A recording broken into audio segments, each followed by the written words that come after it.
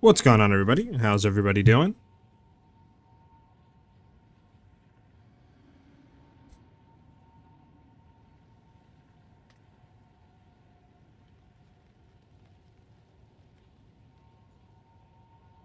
Sending the alert sent out, or are we going to be good to go?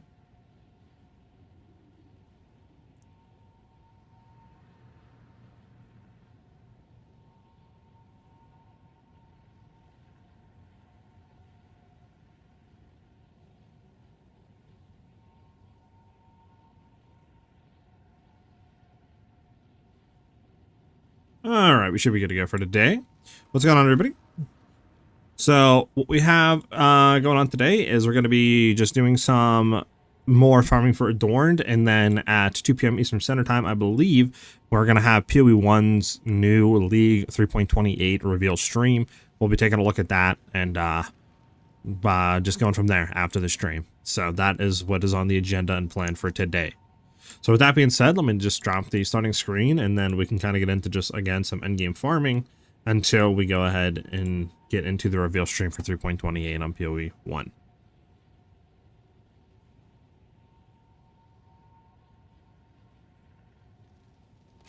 Okay. Bum bump.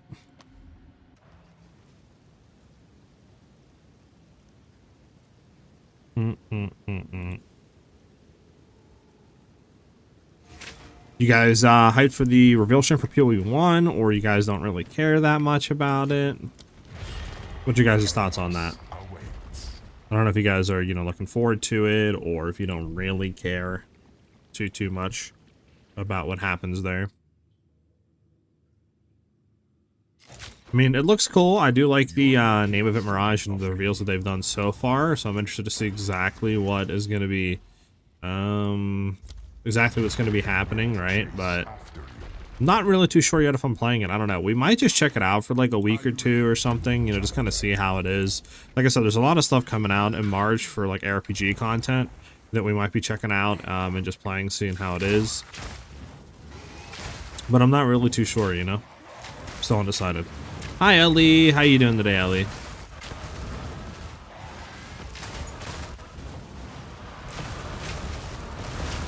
Get back here. Stealth farmer for that elusive Adorned.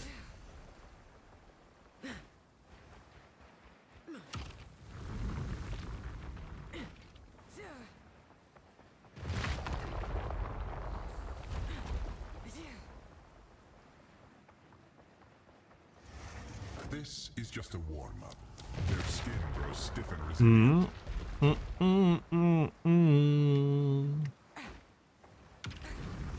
I'm good trying out these glasses to see if they hear audio as well. What? What, you got like Google Lens or something? What do you... Glasses with audio? Is that like a built-in speaker in the frames?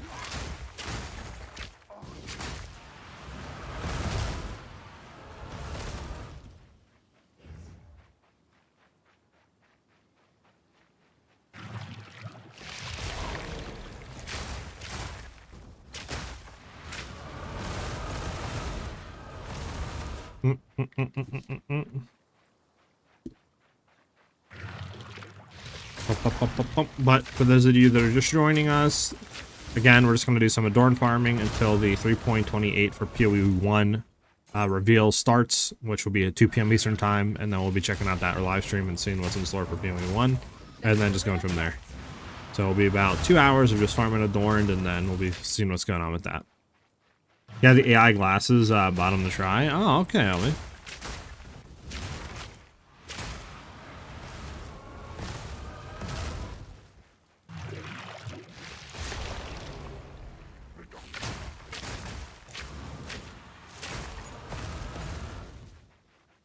Doop, doop.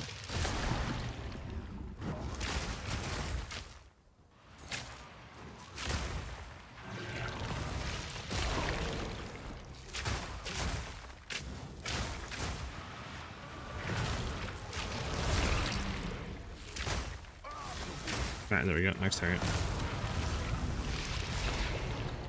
Kind of sucks. We got the volatile like explosions on death.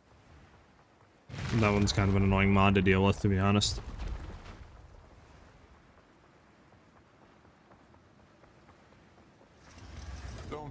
so early. They bring night's madness. Bum, bum, bum. Ravage and ransack.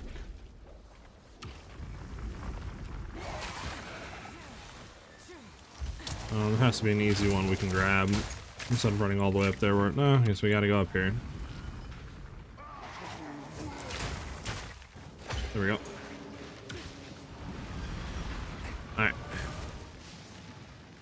ahead and kill these guys so they don't, oh my goodness. Yep, yep. I knew as soon as I put it in there we were gonna die. Oh, the Volta explosions are one of the worst, man, I swear. I hate them so much. What's up, Snorlax? We just started the grind for Adorn. We're just doing this until the reveal stream for POE1 starts at 2 p.m. East, and then we'll be seeing what POE1 has in store for their new league. Alright, well that was unfortunate, chat. Like, I killed the monsters and put the soul core in, and then I remembered that we have the Volta explosions.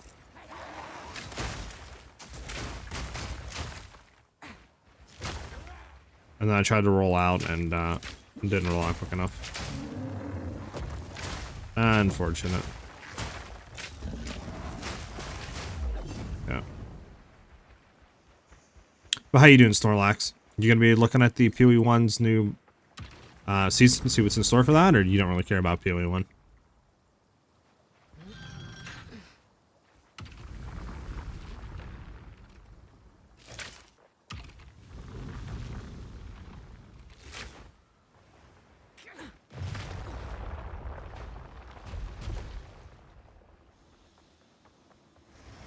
This is just the beginning. Alright, no volatiles on death, please. Thank you.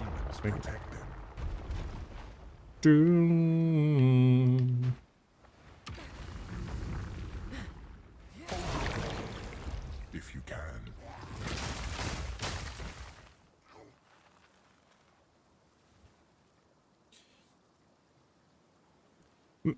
I think the new POE1 season should have new skills. I think they tease it like a holding hammer, like a paladin-esque skill. So we'll see what exactly is going on there. Like I said, we might just be trying it for a bit just to see how it is when it releases. See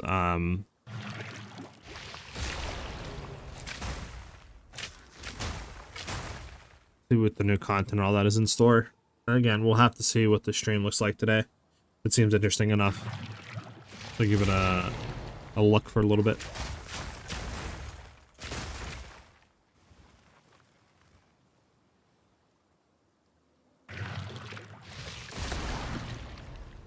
Gotta love sitting around for a minute and a half, right, chat? I'm waiting for this thing to get completed.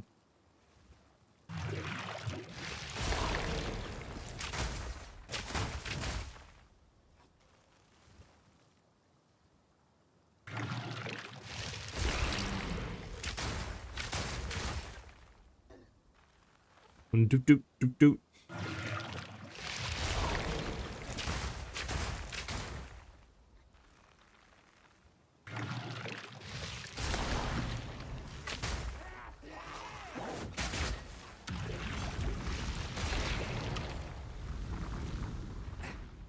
Bump bump bump.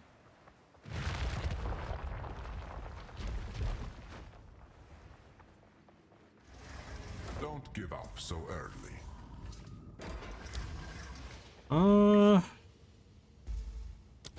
Interesting. Debuffs. I mean, we're reverse chilling ourselves. Does that mean that our chill will last like 3 times longer? So we technically have 6 seconds of chill on one enemy? Never looked at that. Okay, so it only lasts 3 seconds. Okay, that's crazy. Never mind. It's not 6 seconds. We get 1 more second of chill. Oh, actually, hold on.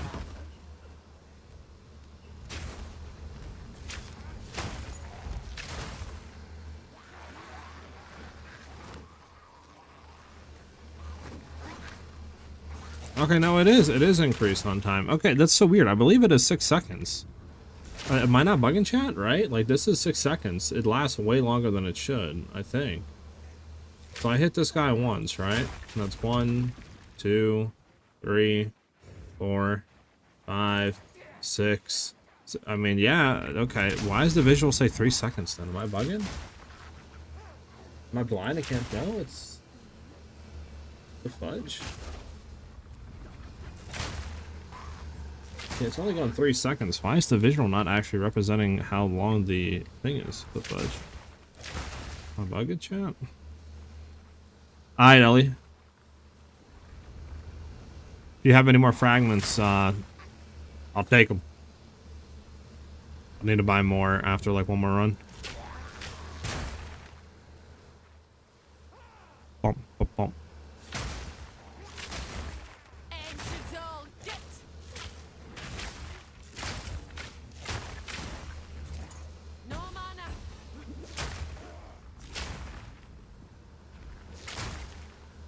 Come on, statue, get in there. Get closer.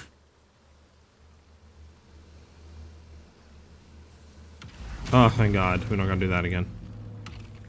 It's so time consuming. I think this should be boss, yeah. This is just the beginning. More rare monster, sure. More common than you think. Drop cancer. Hey, we're trying to get that elusive adorned Legion. It's honestly not that bad to run. I mean, it's by no means difficult, but it is definitely, I guess you could say a little bit boring, right? Nothing really fully exciting about it, but to swap it up a little bit, I mean, I've been running Abyss maps for weeks, right? So it's like, swap it up a little bit, especially since Abyss maps are completely boring. You really can't farm them in a lice anymore. So it's like, I guess I could have like expedition farmed, or you know, maybe breach farmed on maps, or set up my temple, but I don't know. I've really done cast farming, so I was like, you know what, let's try it. I'll definitely hang and take a peek, but I'll definitely in the pool players that are extremely overwhelmed with PoE1. I jumped on the path train immediately with PoE2, and I've been playing since week 1 to have full understanding for this game. So I'll most likely watch but not indulge. I got you, Snorlax. I mean, yeah, I think it's how most people are. I feel like PoE2 definitely has hit that more broader audience. So a lot of PoE2 players don't really want to try PoE1 or are very overwhelmed with PoE1. I still find both games fun, but I definitely enjoy PoE2 a lot more. I've not gotten any adorned. I've only done like a 12 runs or something, Legion, so, you know, very small percentage. Oh, it's this way. I think we did like, yeah, we did like 11 or something runs yesterday. So, still in the very small percentage, right? I think it's average of like, what, 40, 50 runs or something is usually when people get their first adorn. Chaos demands sacrifice.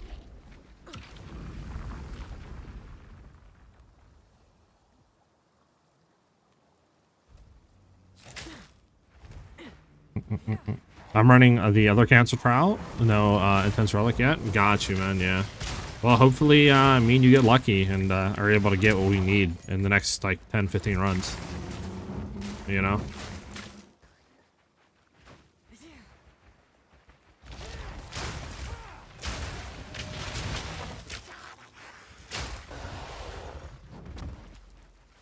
What you shaking your head at, Ellie?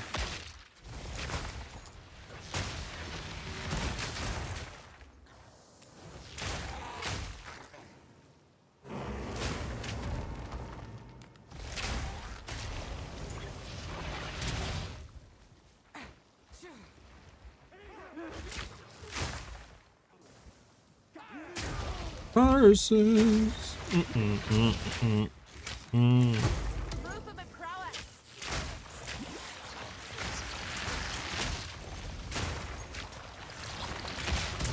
No more monsters, okay.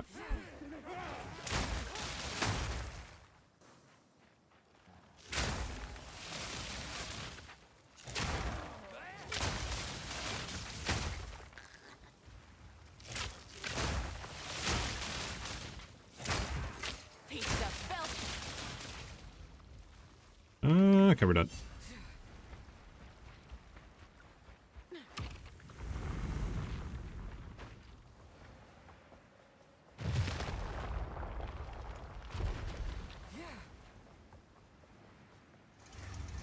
hardly Oh, rounds are starting at 30 minutes. It'll play update 0.4.0F. Okay. Alright, well. That's unfortunate. constrict. How many?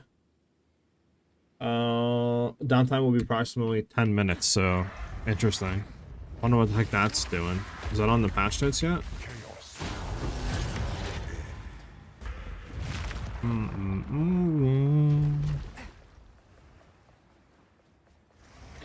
Impressive. Normally, challengers don't survive those. Descends.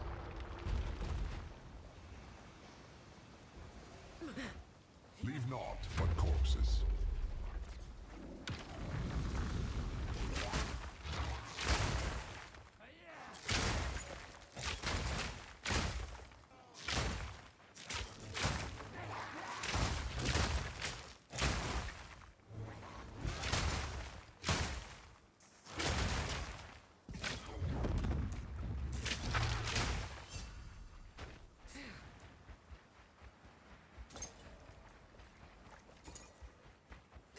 There we go. Yeah, we'll have to check patch notes, see if it's on there after this run. See what the heck they're doing. Not many make it this far. They adapt to your assault. Don't fall behind. Are you close to level 100, or do you not care for the last couple of points? I don't really care for the last couple levels. I mean, I'm level 96. So I usually get my characters like level, I don't know, 92, 93, and I really don't care to like level beyond that point. Whatever happens, happens. Like, obviously it's cool to get level 100, but like, you know, the extra 4 points I would get aren't really gonna do a whole lot for my build. Like, it'd be nice, obviously, but nothing crazy insane.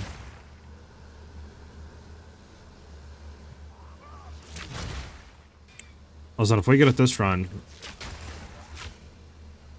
I'll do a backflip on stream.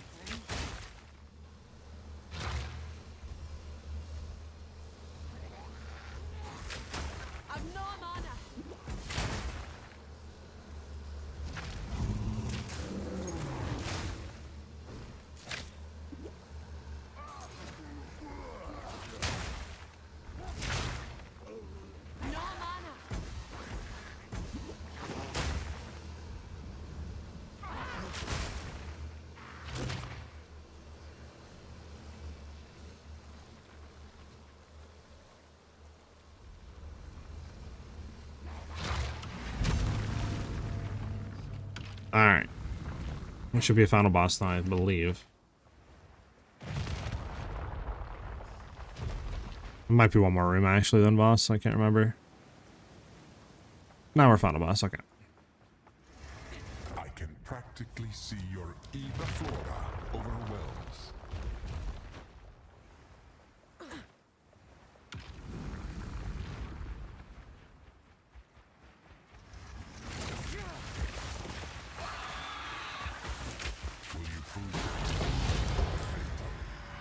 This is the most I played in a league, and probably would have hit 100 if I focused one character instead of like 3 level 98s. Jesus.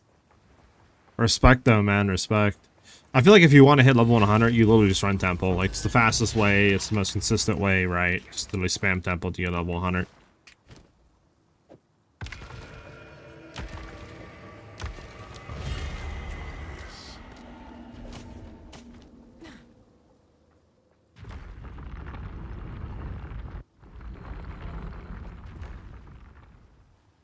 Yeah, Ellie has like 10 characters.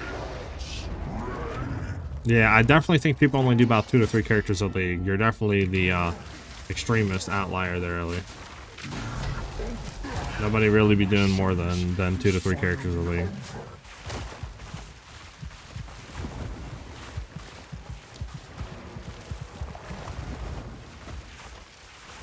Alright, come on, Adorned. Ugh, unfortunate. With the stupid mask. Alright,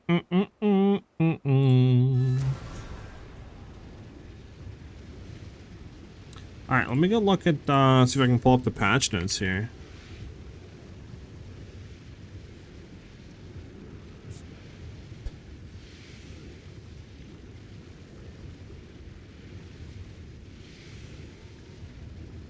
What was it? I can't even see it here. Hold on. F, 0F. Nah, they're not on the thing yet. At least I don't see it. I'm only seeing 0E, hotfix 1, hotfix 2. Right, I'm not seeing nothing yet, so I don't think they have it out yet. We can do potentially one more run.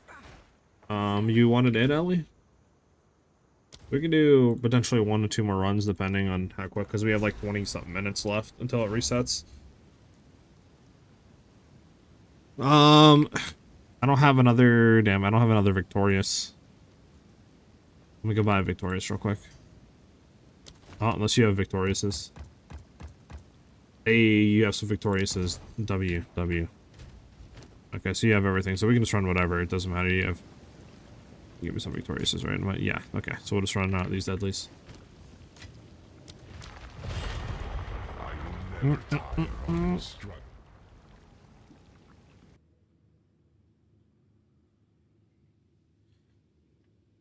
93, 96 on each character.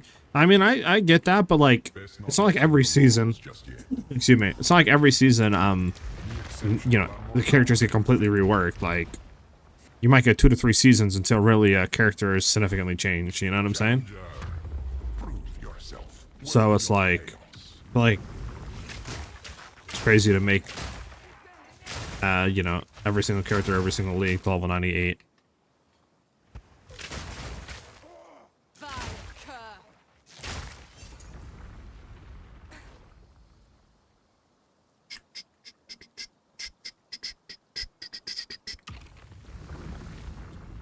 Gonna head up to the next one. Alright, Ellie. All good. I'll just keep blasting through, and then you can just catch back up whenever you get back. Lightning descends.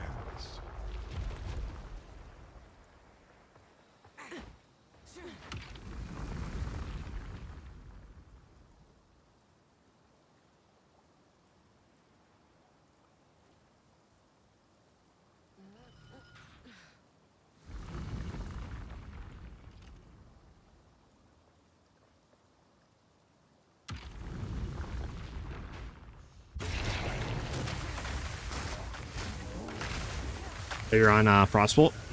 Frostbolt's always a cool skill, I'm not gonna lie. I do like the way Frostbolt looks.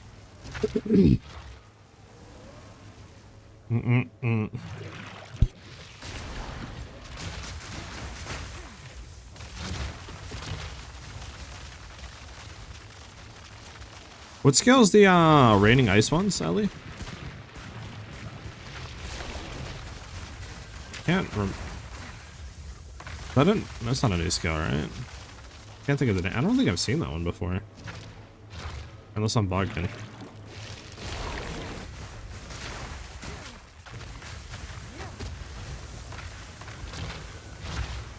You're gonna get cooked by lightning. Imagine. It's doing no damage to you. Oh, specific to the staff? That's why I haven't seen it. Oh, Ice Storm? Okay, okay. I was gonna say, yeah, that's why I have not seen it at all. Looks like a cool skill, though.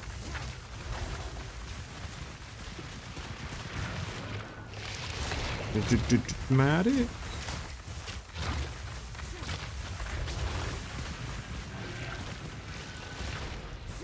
I lucky got on today, and I was like, bet I'll start at 12, you know, and I was like, the reveal stream starts at 1, and blah, blah, blah, and then I looked, and I was like, wait, the reveal stream is not until 2 for me.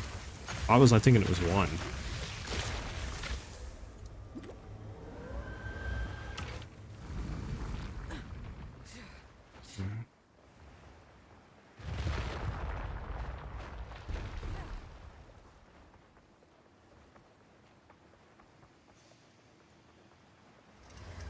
We are only getting started. Jagged edges and coated blades. Powering the monument requires souls.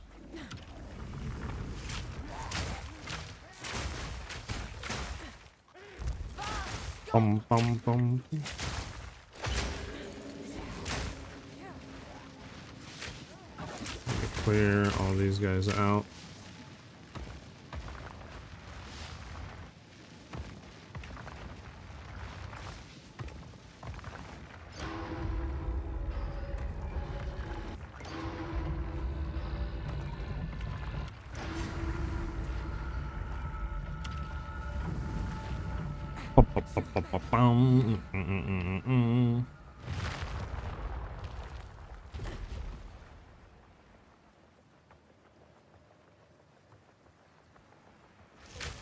This is the first boss, yes. So early.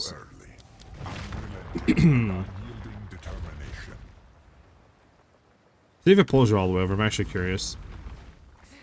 Like, if you actually stay behind, does it pull you all the way over, or do you have to rerun through every single, like, room?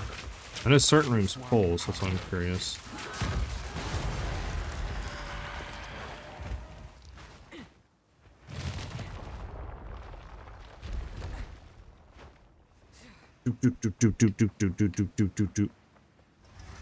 A true display of might. Lightning always strikes twice.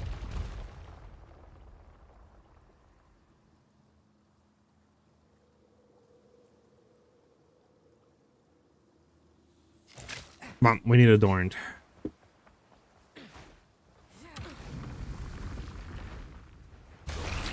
I wonder what changes they're actually making, though. Like, why are they releasing another patch? Oh, it did pull you here, honestly. Okay. So it does pull you, no matter where you're at.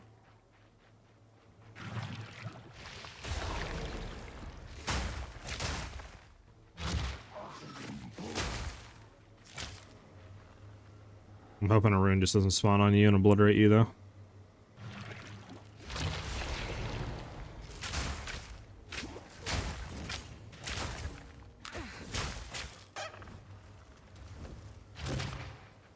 Uh-oh. Uh-oh. Ellie might be dead here. Oh, never mind. Ellie's tanky as balls.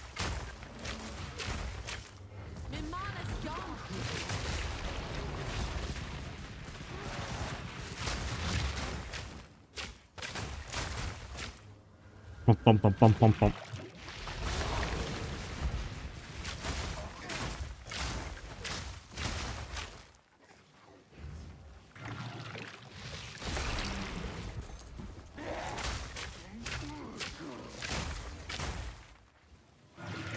Do. Alright, should we get it out?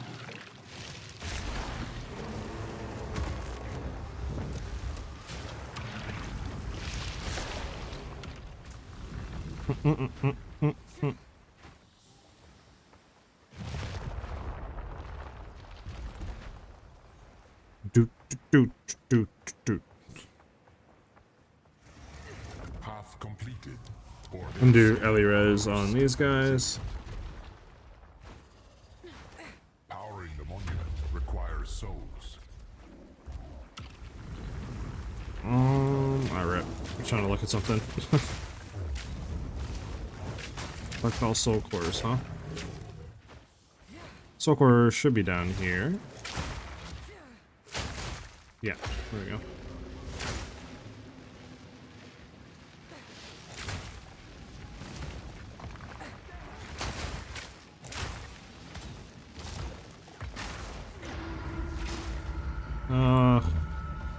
Gotta get one more soul core, it's so annoying. Fine, there should be one here. Yeah.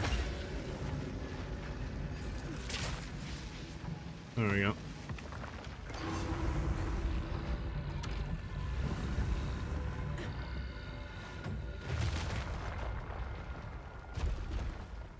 Bum, bum, bum, bum, bum, bum.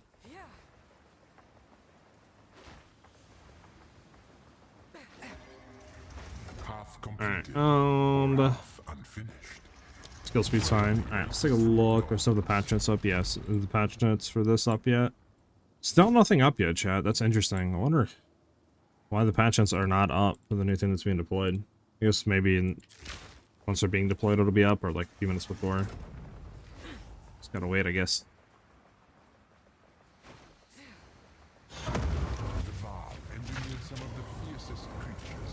Can you drop, please?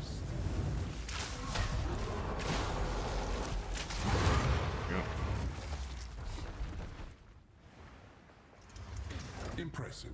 Normally, Chalice suffered the elements.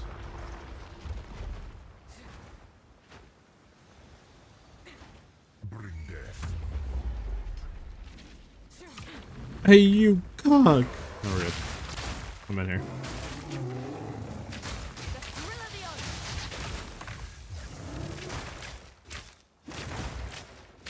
Back for them goobers. Alright.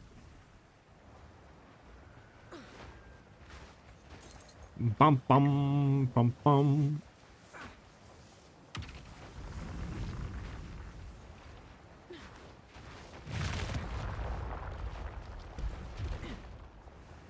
Took you long enough. Lightning strikes at your heart.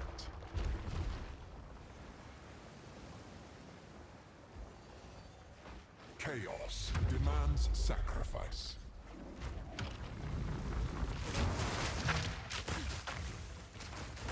Alright, I'll stay here then. I'll do this one while you do the top ones, or the top one, I guess. I'll get the other one.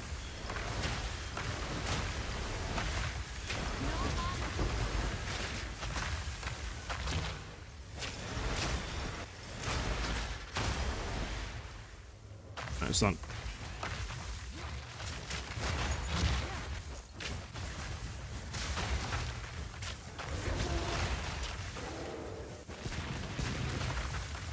I think we're good there.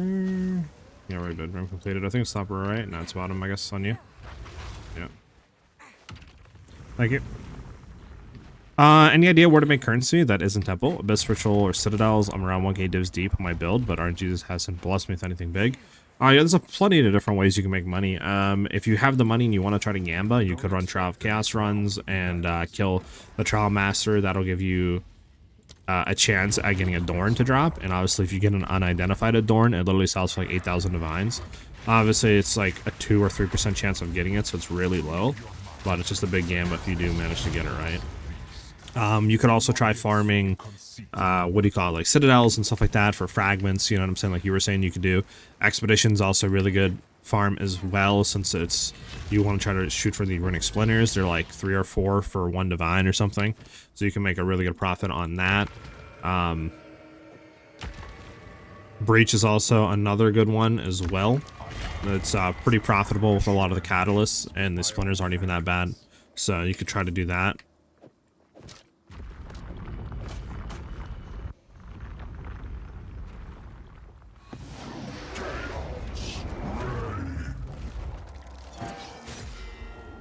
%, yeah. My service is finally over.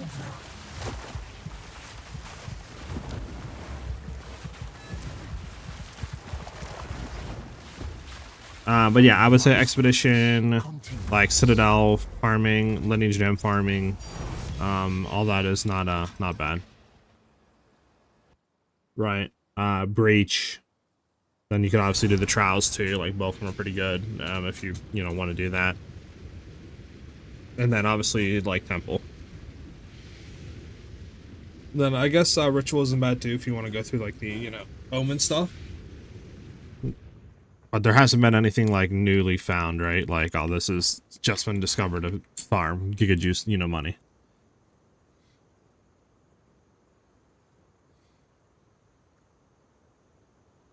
Yeah, I saw nothing on the patch notes, chat. Alright, we have 10 minutes left. You think we can do one more run, Ellie?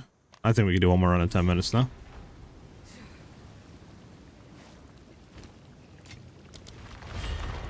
The challenger returns. The issue I'm having is that it's a slot to do Trial of Chaos because I'm using a melee build, and for the life of me, I can't seem to solve my squishiness issues. Got you. What's up, Astro? How you doing, man? How you doing today? Yeah, I don't really know what build you're running. I don't know if you're doing like a companion build or not companion, but like a wolf build, or if you're like a warrior. I'm not really too sure. Slam build, what you're doing, but yeah, I mean, we're done with this. Nice, keep moving. I would just try any of those things that I mentioned. Like if you don't want to do trials, like I said, like Expedition, Breach farming, all that's pretty good for money.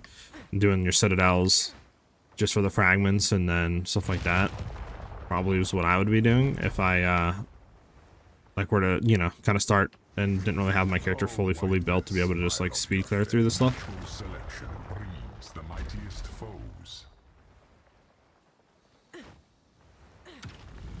On certain levels, the map is easy, but the boss always one-shots me, even though I'm res capped with 80% armor. I mean, how much life do you have? I'm doing the Ice Wolf Druid with life costs 12 mana issues. Level 93 currently. Okay, what's your life though? Because if you're just running armor, I would assume you're not running energy shield, so you'd... Well, I mean, I guess you could be running energy shield, but I would assume you'd probably run like armor evasion.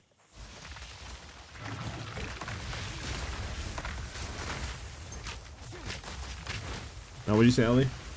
Second miss is the one with honor. Crowd cast is fine for melee, but not second miss.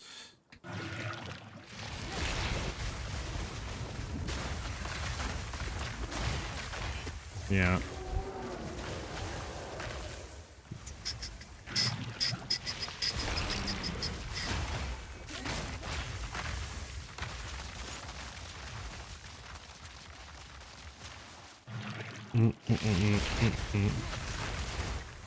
Yeah, I haven't looked at the Ice Wolf Druid, so I'm not really too sure exactly, but yeah, I would have to, like, do you have maybe a ninja link or something that I could pop at and look into to see like your full build? That I could see like everything, or like a POB link or something. You're sitting at 2k HP and 2k energy shield, so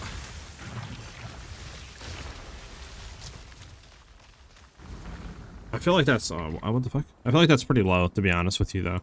Like, energy shield's good, but I feel like it's to a point where if you don't have a way to really get it back up consistently, it's kind of just like of a stat. At least me personally.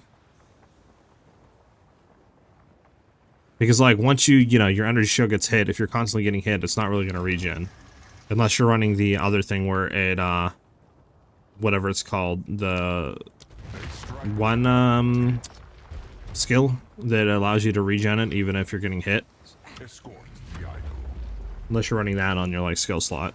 But if you're not, then if you don't, you know, if you're not regenning it consistently, then it's like it's pretty much useless. I don't know, Ellie, have you ran you have any tips for Ice Wolf Druid? Like I said, I'll have to look into the build. Convalescence? Yeah, if you're not running Convalescence, then I feel like ES is pretty dog.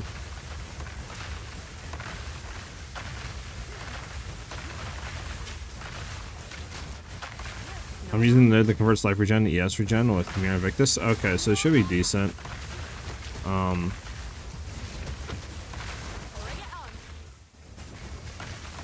Should be decent. I would just honestly I would just try to get more energy shield if possible, because like 2k is kind of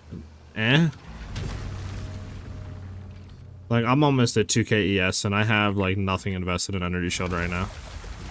You know what I'm saying? So like I feel like you can definitely get better ES pull, like if that's your main thing, right, for your survivability. Are you also what do you run? Are you running Headhunter as well or what? Because Headhunter significantly helps as well. For like survivability, since you're going to be killing rares and stealing their mods. So that should help you running through areas with rares. I don't know what you're doing with your belt though.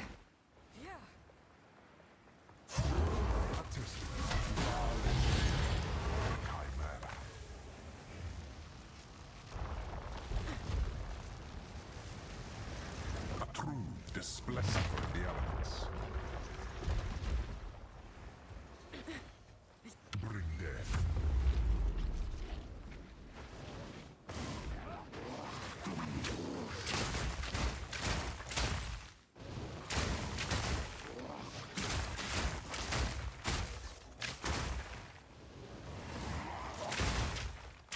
We got 5 minutes.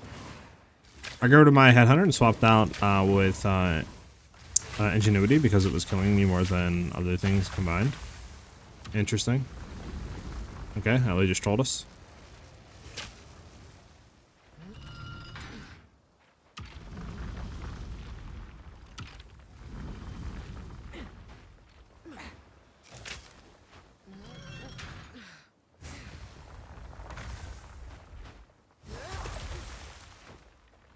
Look at Ellie trying to troll me.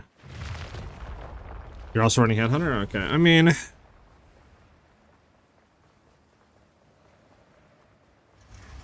Half completed, or half descends. Just trying to think. Because when I ran my Ice Wolf, I was running as Amazon, so it was different, right? Because I was having like life leech and stuff, so I was able to keep up a lot of my HP values and other junk for survivability. So that's why I'm like trying to think right now on what on how you could solve your issues.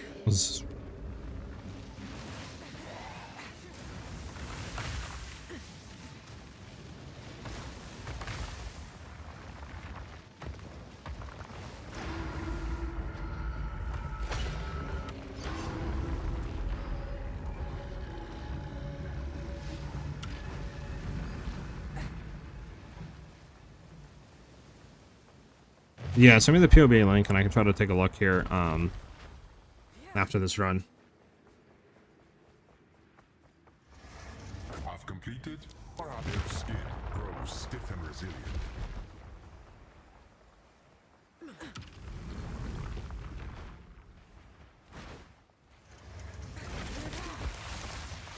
Three minutes, Ellie. A bird will do anything to feed its young.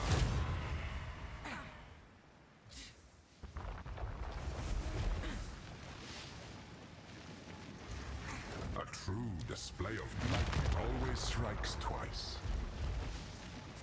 I don't think we're gonna get done in time. Slay them all.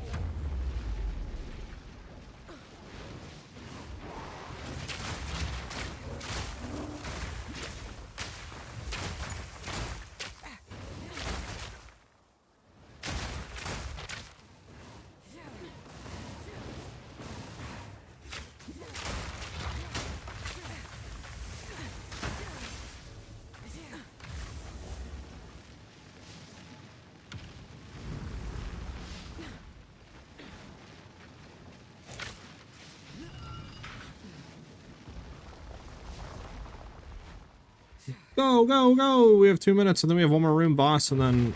Dude, do that. We're going to die? Now this is starting to be Not good. strikes at your heart. Oh. The rituals require blood. That's unfortunate. I'll complete it for the both of us, Ellie, don't you worry.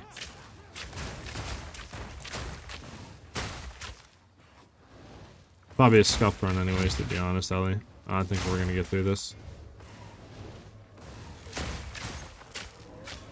Well, it's not a bug. I did the, like, little exploit thing to throw the stones in to be quicker. So you'll need to pick one up to do all three. So that's why.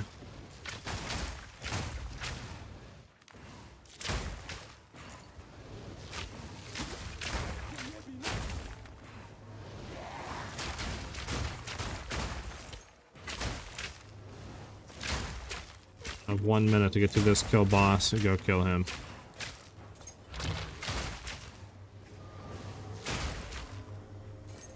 I don't think it's possible, chat.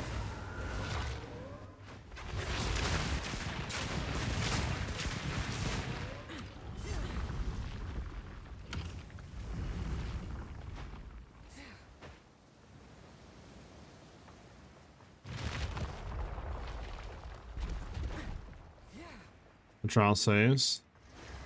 Took you long enough. Their indomitable spirit protects them.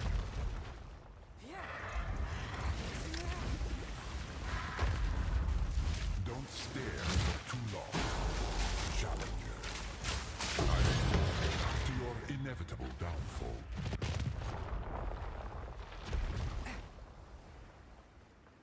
Hey, what's up, Bent? No, it's restarting. Chill. I'm hurry and put a portal down. I hope it saves. Alright, well, that's all I can do. Because I don't have enough time to put the stuff in to go kill him. So... I'll just... guess go ahead and just exit the game and... throw this up. Anything up for new patch notes? Hey, they are. There we go. So what's new? Just chilling, waiting for the reveal for POE1, Ben, and then we're gonna see what's going on with there. So let's see. Added support for the upcoming Path of Exile announcement. New supporter packs. POE2? Or is this talking about POE1's junk? I guess POE1?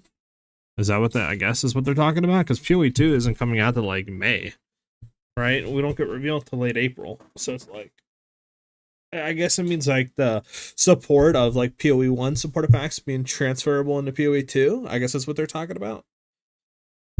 Map portals in towns and hideouts now display complete on their table, on their label once the map has been completed. Okay.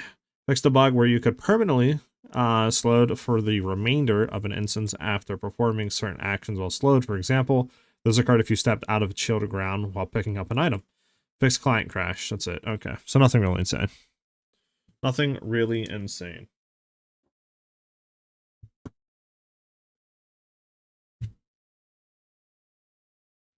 Nothing really insane.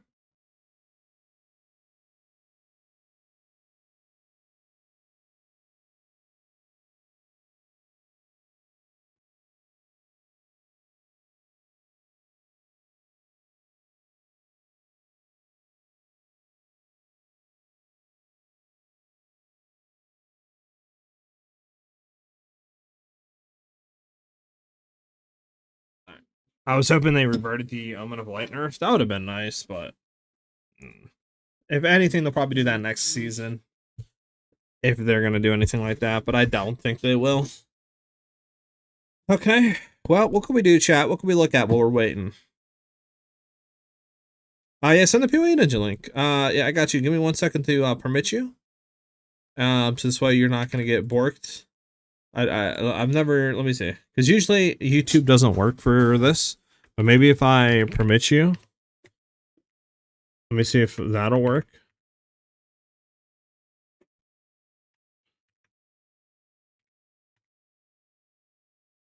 Oh, shoot. Sorry, hold on. There we go. There you go. Try to send a link now. Send a link now on YouTube. See if it works.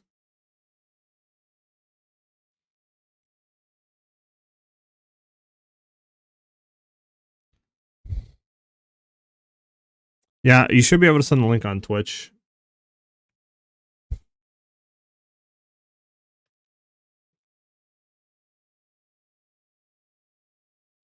Try to send the link on Twitch. You generated the wrong build? All right. Yeah, just link it on Twitch whenever you get the chance. Okay, chat. What should we look at while we're waiting?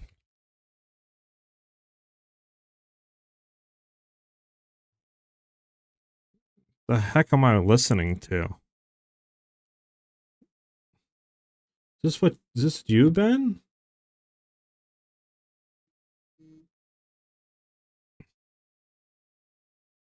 Bruh. Enjoy, bro. I don't even know what this is. For 7 minutes? Nah, bro. I'm not listening to that for 7 minutes, dude.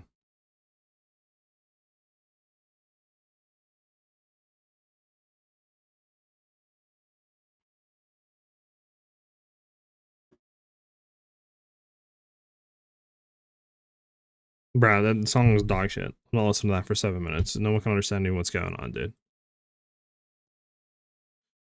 Maybe look at Reddit, I guess. Look at the POE2's Reddit. If there's anything new here.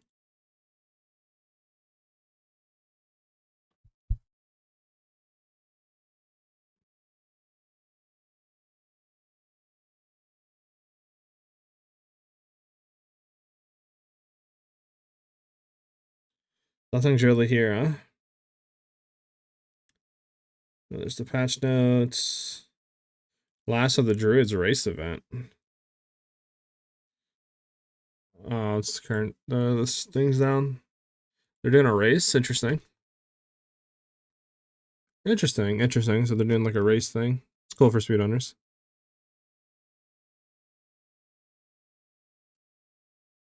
Okay. It's crazy, man. Skipped my song.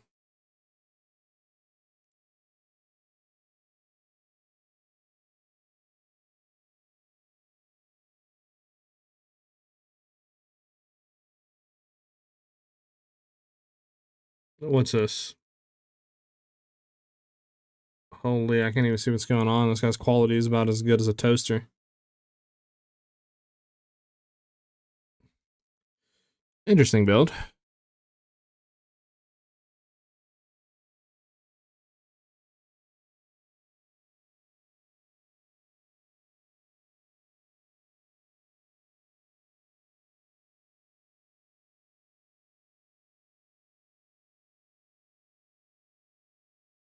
Interesting.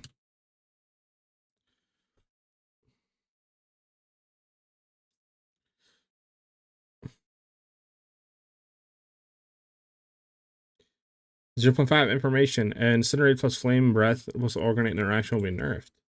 Both incinerate and flame breath will not be able to be selected in the gem cutting menu, as their interaction with oil grenade will be fixed in 0.5. Interesting. Okay. That's sucks for incinerate builds and stuff. That really does suck.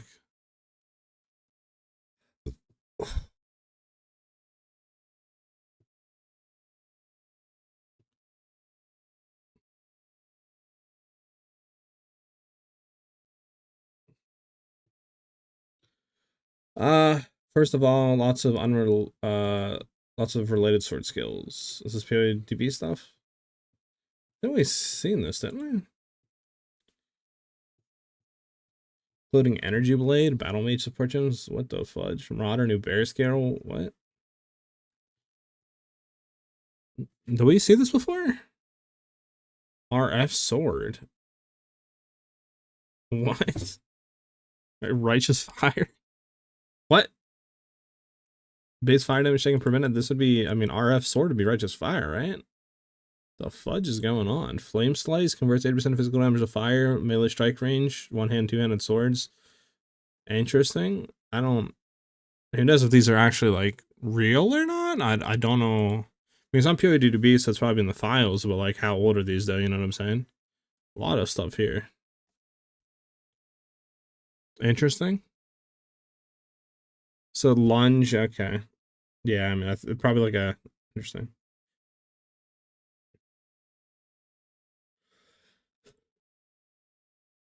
Leap slash. Interesting. So these are definitely like, I mean, lunge. I don't know. I guess like a maybe just a movement skill that you could do. Leap slash again. I don't know though. Blade dance. Wait, what?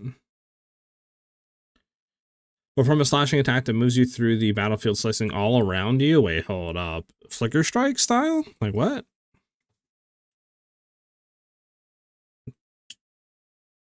I like the fudge. What is this?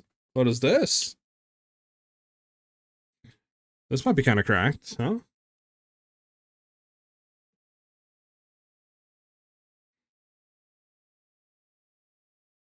This might be pretty cracked.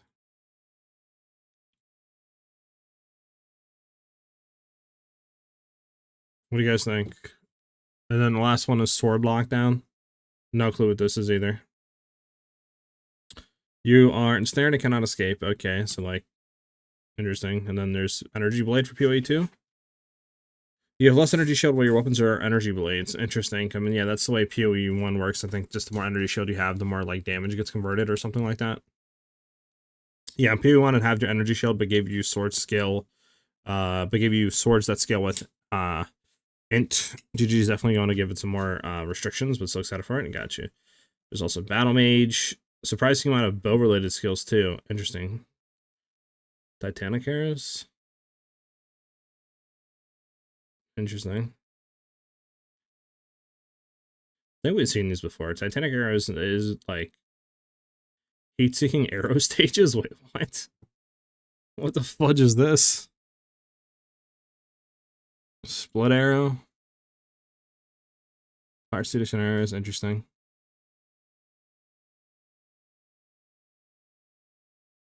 Hmm.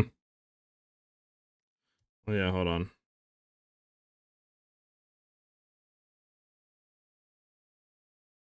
There we go. This is interesting.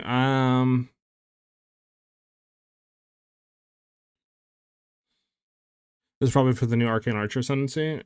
Meta range attack on Ignite. Increased fishing line strength? Okay, I mean, yeah, I don't know what this is. This is just like pulling stuff in the barrels, martial weapon on armored. Yeah, I don't know about that.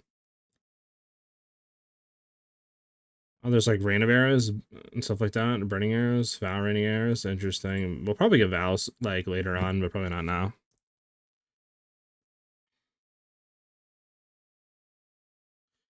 So I'm for the new Huntress. Let's see. Unused. What is this? Weapon slots for 8 seconds. Limit one marked target. 20% chance for marked targets to generate Hunter's Remnant when critically hit. Interesting. Buff granted by remnants from humanoid enemies grant 10% increased movement speed and 30% increased attack and cast speed. Buff granted by remnants from constructed enemies grant. Okay, I have no clue with this. This is something in the game for sure, probably for enemies to pick it up. I don't know if this would be for us though. I don't know why there would be, you know, demonic and other stuff like that. Maybe humanoids is what we would get, like more move speed and stuff. But again, this list is definitely pulling from something I don't really think is like, you know, gonna be. It's definitely a lot of placeholder stuff, whether that be like, you know, enemy attacks or future skills or what it is, but definitely is way off. A new bear skill, what? Landslide? Potentially, I guess. I mean, dual wielding, interesting. Alright, let's Path of Exile up. Let's view. We're downloading the update. There we go. Also, if you still want to throw your build in here, let me know. I don't see the link, so try to throw it on Twitch if you can.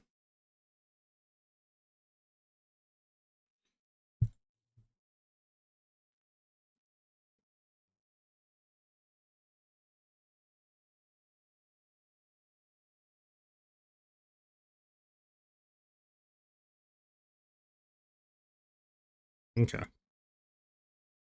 Uh-oh. Wait for a second, see if it calcs and like actually gets out of this. There we go.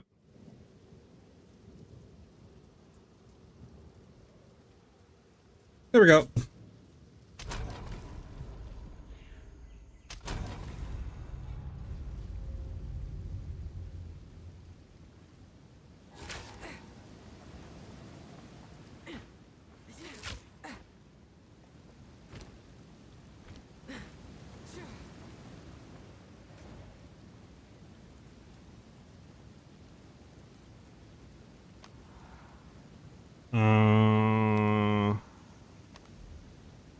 Let's see if my portal's still here, maybe.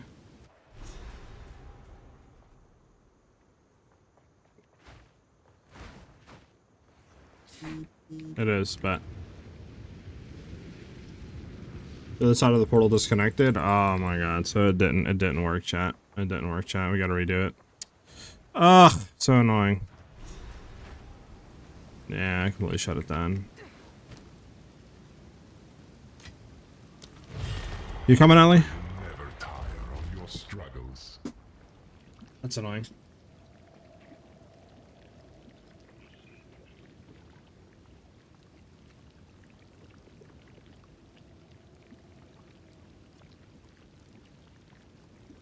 If not, I'll start it. I'm not hearing nothing, so I'm just gonna go.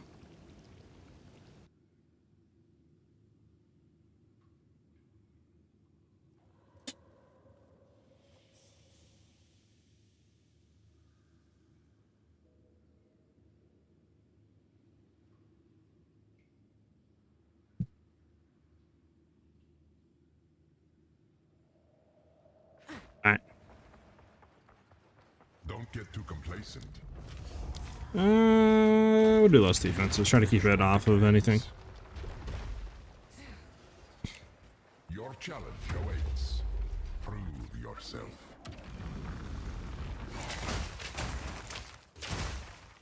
Bump, bump, bump, bump, bump.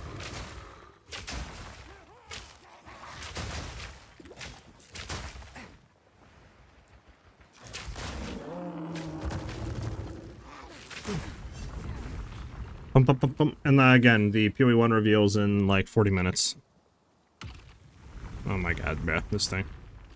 So in 40 minutes, we'll go ahead and take a look at what PoE1 has to offer. Has to offer!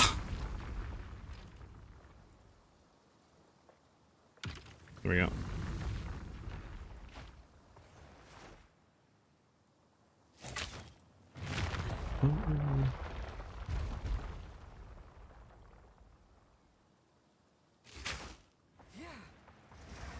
Don't get overconfident. Just let inner demons protect. Doot, doot, doot, doot, doot, doot, doot, doot. That's interesting, all those skills that that Reddit post was shown. Again, I think a lot of them are just probably like enemy attacks, you know, maybe just AN placeholders. I'm sure they'll get reworked in some sort of capacity if they are real skills. But it's interesting that we have all this stuff there. Like, you really do gotta wonder, like, the other weapon types, right? Like, how far are they? Like, out?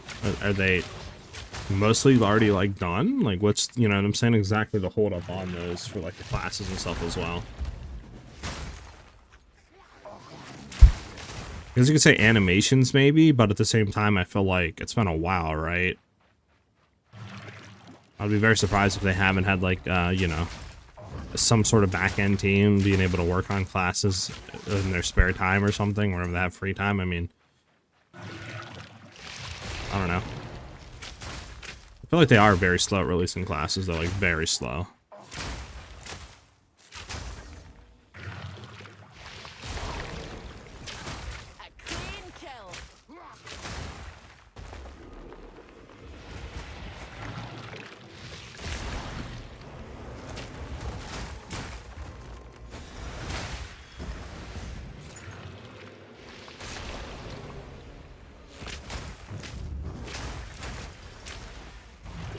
Bum, bum, bum, bum, bum.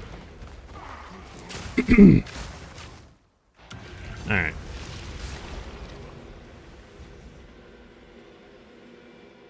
Step on the platform, man.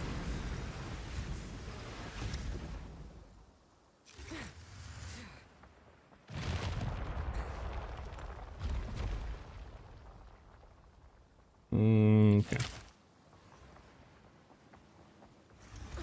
This is just a warm-up. The ruins. The ruins aren't bad.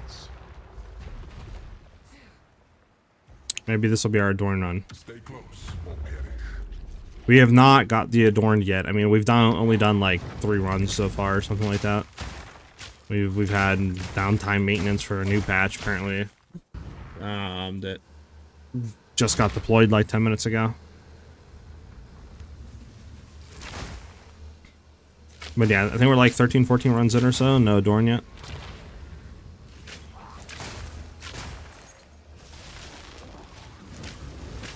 Okay, okay. Hopefully we get it. Hopefully we get it. I mean, we're pretty much just going to be doing this for probably like another 2 to 3 runs after this. And then we'll be watching the PoE1 reveal stream. And seeing what that has to offer, you know. Does anybody know how long these streams supposed to last? Like, or is it supposed to be like a 2-hour stream, or is it only supposed to be like, you know, 30, 40 minutes of them like kind of showing everything and then Q&A, or does anybody exactly know the length of that? I'll assume it'll probably only be like, you know, like a 30, 40 minute kind of like reveal, and then they'll have their Q&A. This build, it costs quite a penny. This is my pretty much min-max version of our ice shot. This is me pushing the damage almost to its limit. Like, we can still obviously get like an Adorned, right? Magic jewels, vertex on there with like the plus projectile levels or whatever it has. But this is pretty much min-maxed. I mean, this is gonna cost you. We'll do this. We'll do rare monsters. This is gonna cost you a lot. I think definitely it's probably a mirror or more for this build. Again, I haven't price checked it since I built it. Last time I built it, it was a mirror, but again, prices are so weird and fluctuating, so who knows exactly what it is now. So I don't know, it's hard to really give you like a representation of how much it's going to cost, right? Understandable if you're a... But I have different versions of this build that are much cheaper. Continues. Well, these all suck. We'll do, I guess. No, you know what? We're doing the shade. I'm not even gonna deal with the blood globules. Slay them all.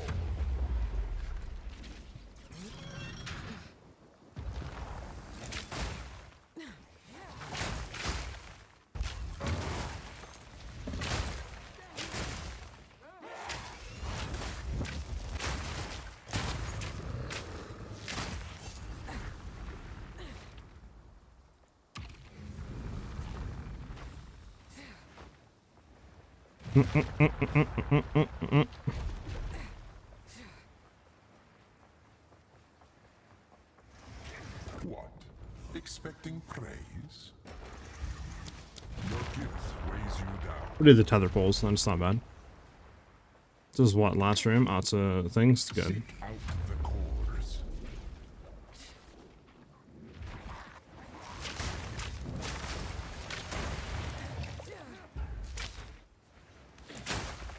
There we go.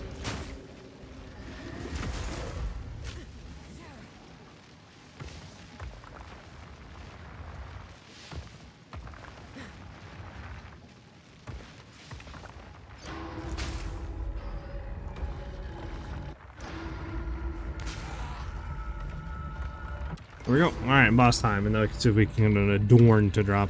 An adorned!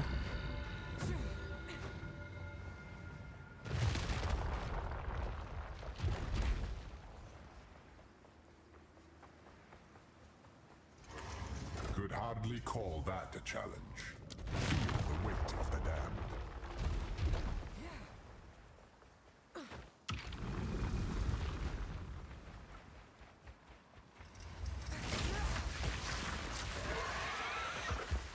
A bird will do anything to feed its young.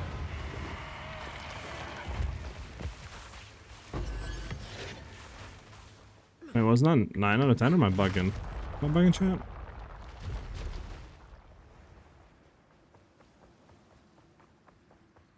I'm bugging, chat. I don't know what I seen, chat. Don't disregard that. I'm straight up bugging. Crazed frenzy. Kill them all. I am bugging. I thought it said 9 out of 10. Yeah, I am bugging. Clean kill. Take this.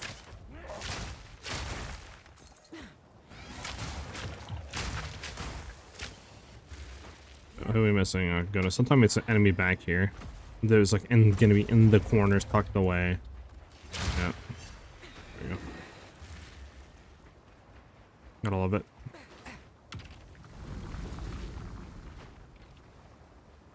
Bump, bump, bump, bump, bump. What is the drop chance for Adorn? I think 2%. I think it's a 1 in 50. Don't expect the next round to be that easy. Fire projectiles is fine. Amongst the flames. Chaos demands sacrifice.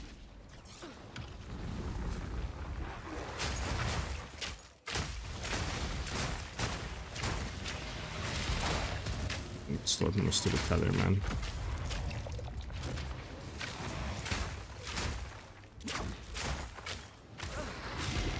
Stupid blood tether, man.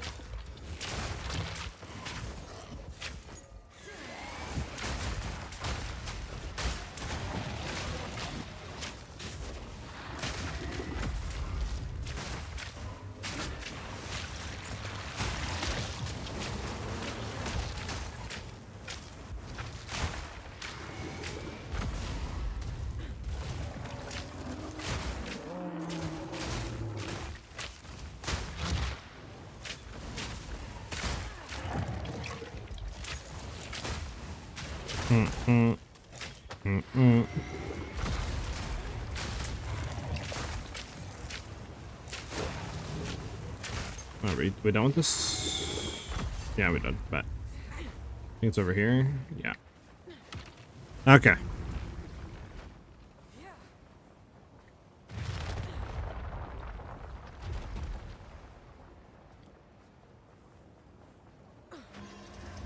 Not many make it this far. Lightning always strikes twice.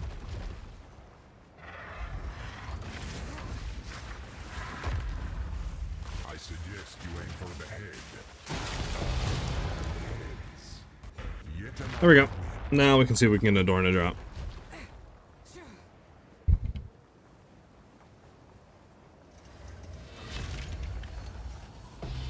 Yeah, nothing there worth. Okay.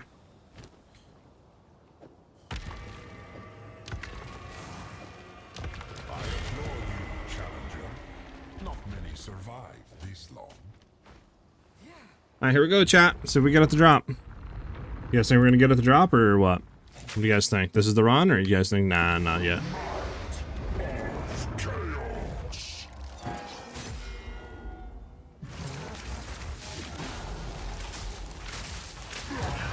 My service is finally over.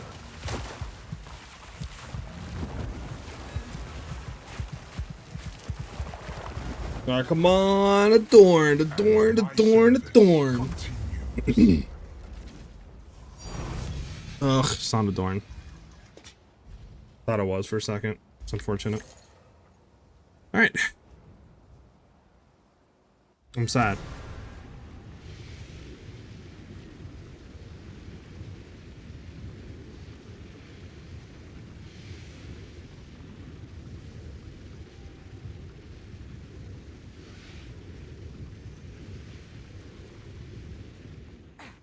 Alright. Let me go back to the encampment and get rid of these masks that I have in my inventory.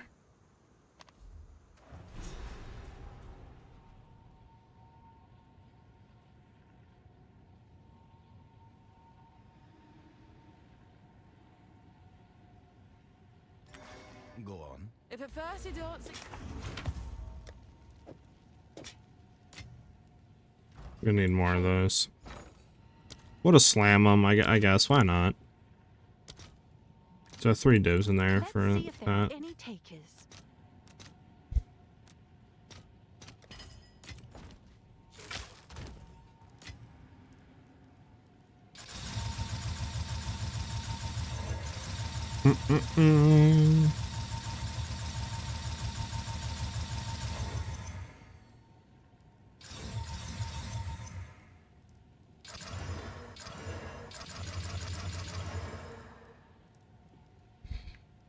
Don't think any of these go for anything. I mean, these two definitely are dog. This one is just even rearing stance, which is not even worth anything anyways. These are our supply. Gold is useless, of course.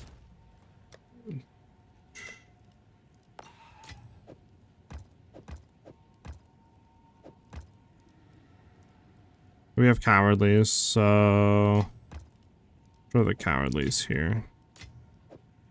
We have 4 deadlies, we have cowardlies. I need to sell this cowardly, and then we need to get the other ones. Can I help? Do do do do do do. I'll fill that in as soon as I can. Alright. We need victorious, right? Because we're gonna get cowardly to the run, so we have deadly there. So yeah, we need 4 of those. There's 116.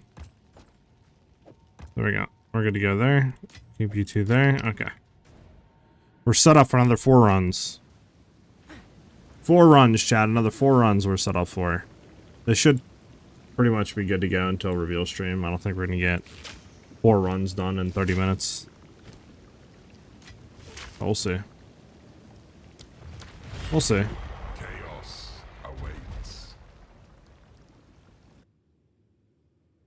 Don't get too complacent.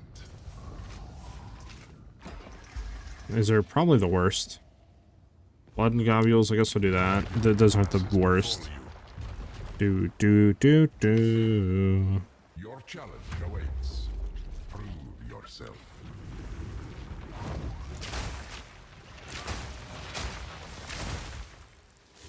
That were almost a challenge. Exile, get!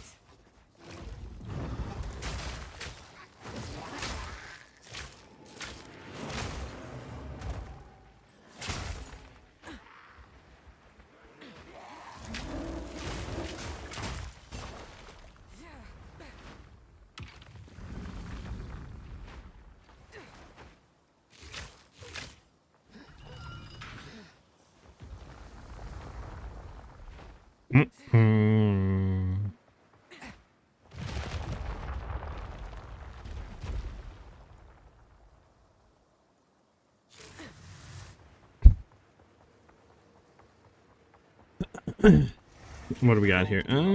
Feathers, blood nodules, 2. What is storm runes? Descends.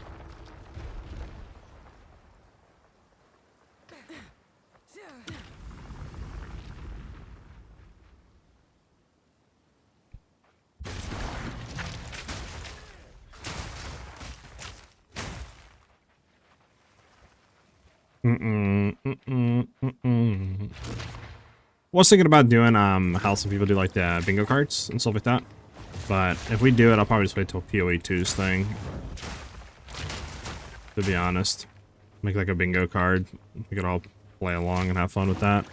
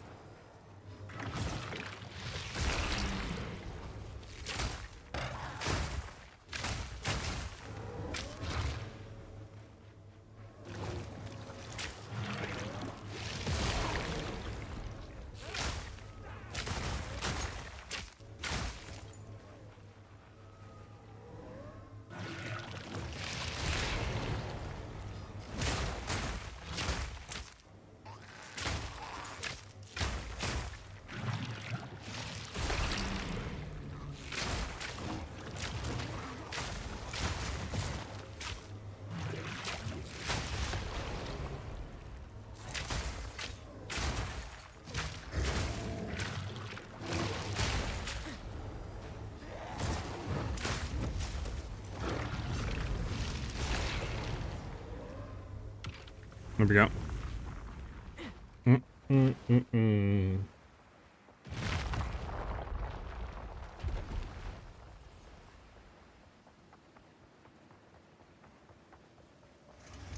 Don't give up so early. What do we want, chat? I mean, impending doom, no volatile. I mean, I guess we just gotta go with the bigger Ascend. blood globules.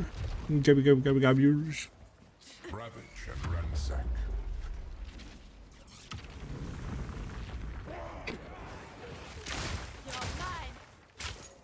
You're mine. I hope to add more lineage gems soon, to be honest. I really like that concept. I feel like 0.5, there's a lot more to them. Like, a lot more of them. Oh my goodness, game, what is going on?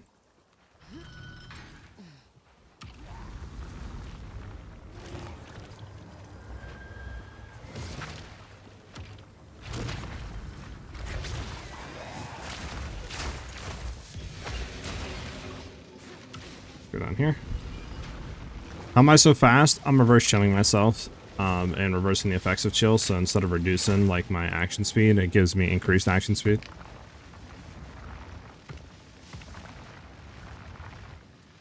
So it gives me a lot of increased move speed.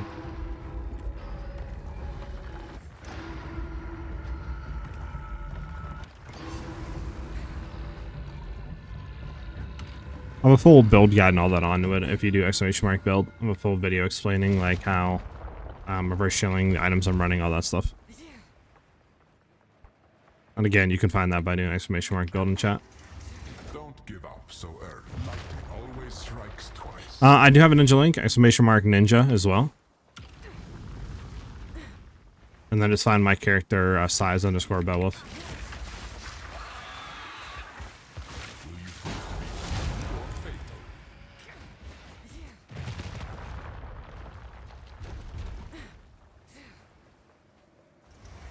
Understandable if you're a little tired, but best be quick.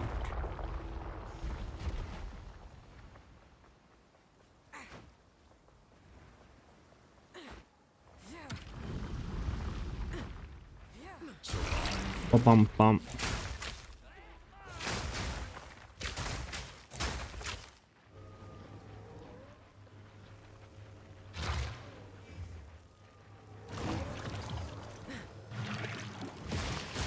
Gotta wait another minute. I swear we did one of these, didn't we, already? I mean, they're easy to do, they're just very annoying and time consuming.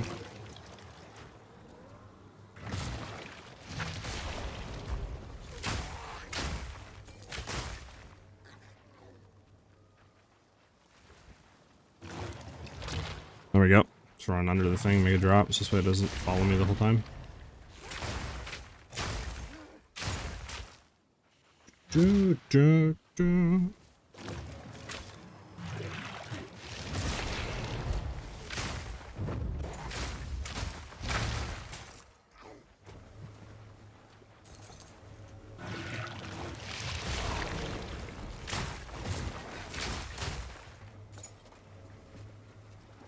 Do, do, do, do, do, do, do, do, do, do, do.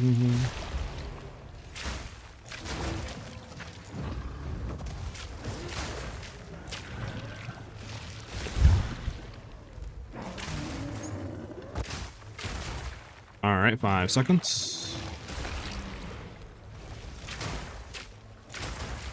Ah, there we go.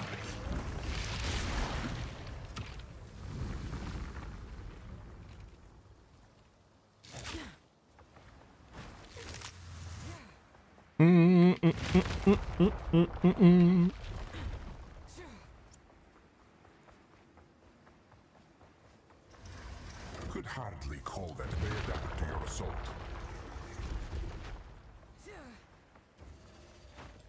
Pillage and I think this is a soul core one. Yeah.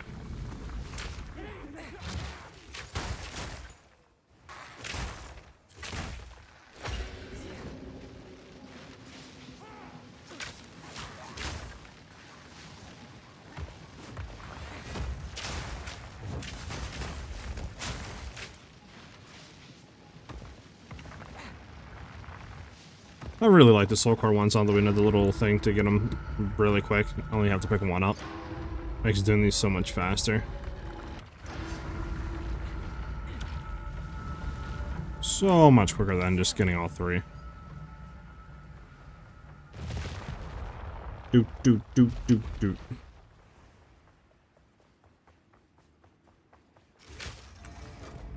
what? Expect lightning strikes at your heart.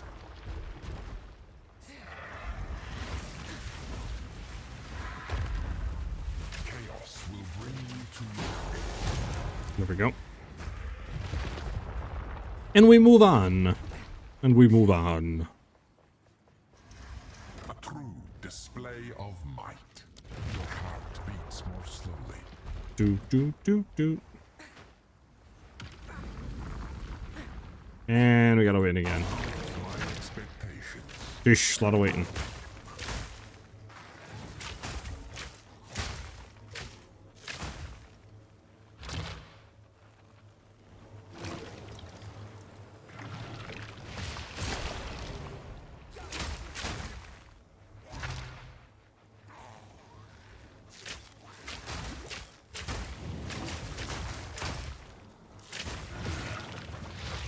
Doot, doot, doot, doot, doot.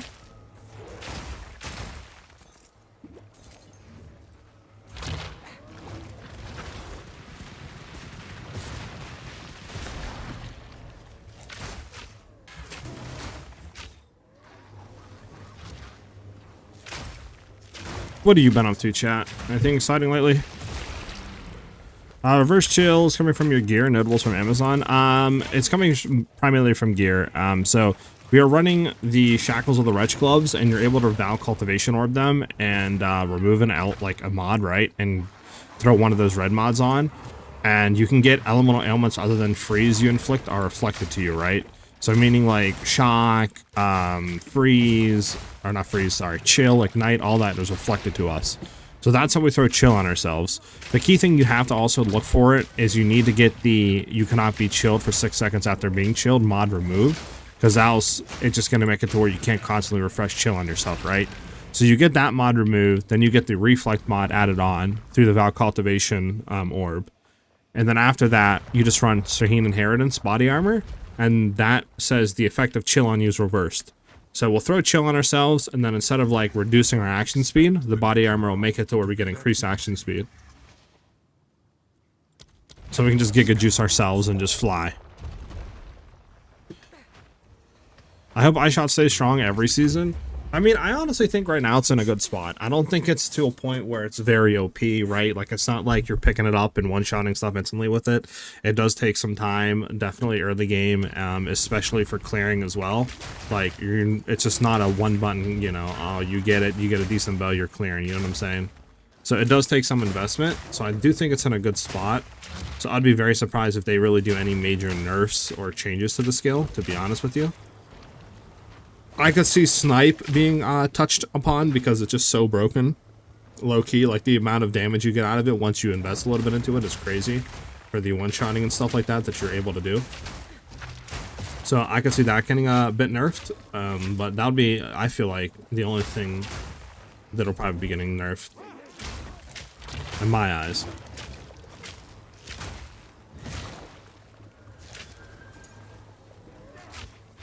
Bam, thanks for the follow, much appreciate it. Oh, we need to go up here, right? Yeah. Thank you, Speaking Boba, since I'm at work. Got you, yeah. So that's how you, like, reverse cheer yourselves. And it just get good juiced action speed. And that could be on any, like, you know, any class in the game.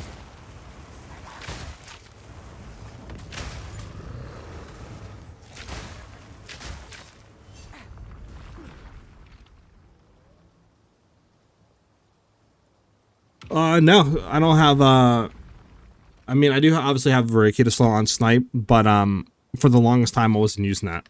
Like, for a 50 million DPS build, I wasn't using Rakita's flow, which you can go into, once you get, a, what do you call it, Prism of Belief, or From Nothing, sorry, with Cast Inoculation, is you can grab the node Heavy Frost, and that'll make it to where hits ignore non-negative element or resistances of frozen enemies. So you can basically ignore them, right? Which is really, really powerful. And even early on, I guess if you wanted to go into it as well, you could try to get the points to go up here. If you're like on a league start scenario. But even then, I was doing 20, 30 million damage, right? Without even going into that, without the chaos inoculation, you know, to be able to go at those points. So it's still really powerful, I'm not gonna lie. You just need to get decent, like, damage, flat damage wise, and you have to go into, like, crit chance and crit damage. That's really when Snipe pops off. Like, campaign running with Snipe is awful because you don't have the damage, right? To be able to justify freezing a boss or, you know, enemy, and then go ahead and using Snipe on them. Because, like, if you're going through the campaign to say boss has 10,000 health, well, if your normal attacks are doing just say 100 damage and your Snipe's doing 1,000, like, it's still not worth going through the whole process of trying to freeze and then sniping them. But for endgame, right, you can significantly scale that, so it's like, yeah, you're doing, you know, 600-700k just say per ice shot while your Snipe is doing 15-16 million damage, you know what I'm saying? So it's justified freezing them at that point.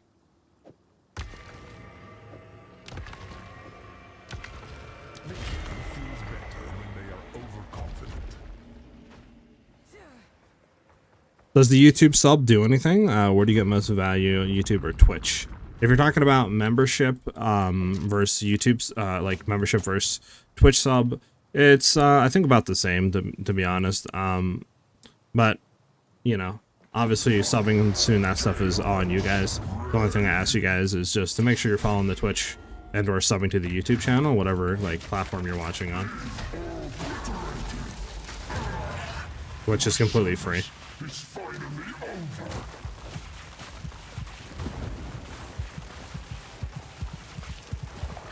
Alright, come on, adorned. My service continues. We got the bout. I'm sad. What do I prefer? Honestly, it's up to you, but I think Twitch is a better viewing experience. For now, at least. I have to look at some YouTube stuff, but YouTube doesn't like allow music on streams and stuff. So for Twitch, I have like YouTube, you know, all that stuff. Not YouTube, music going on. So I feel like just Twitch is a better experience. So I sub more on Twitch, if that makes any sense to like streamers.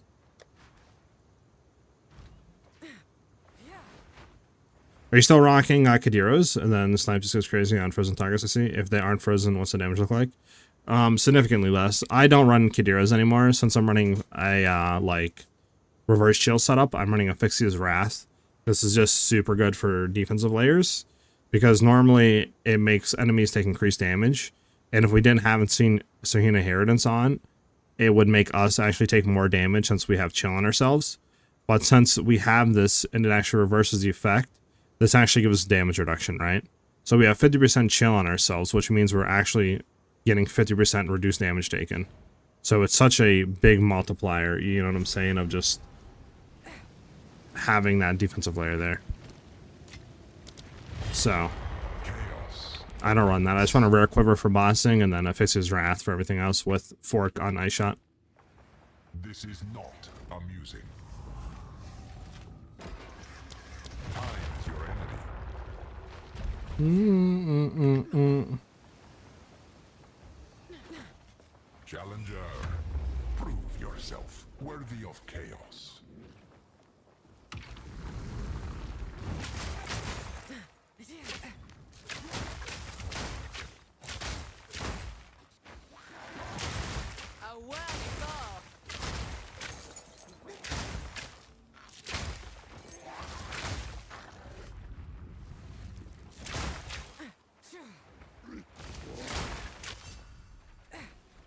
Yeah, it's really cool.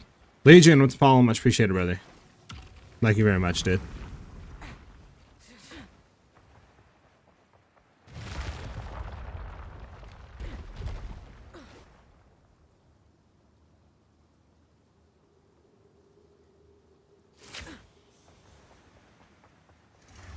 Oh, wipe that their indomitable spirit protects them.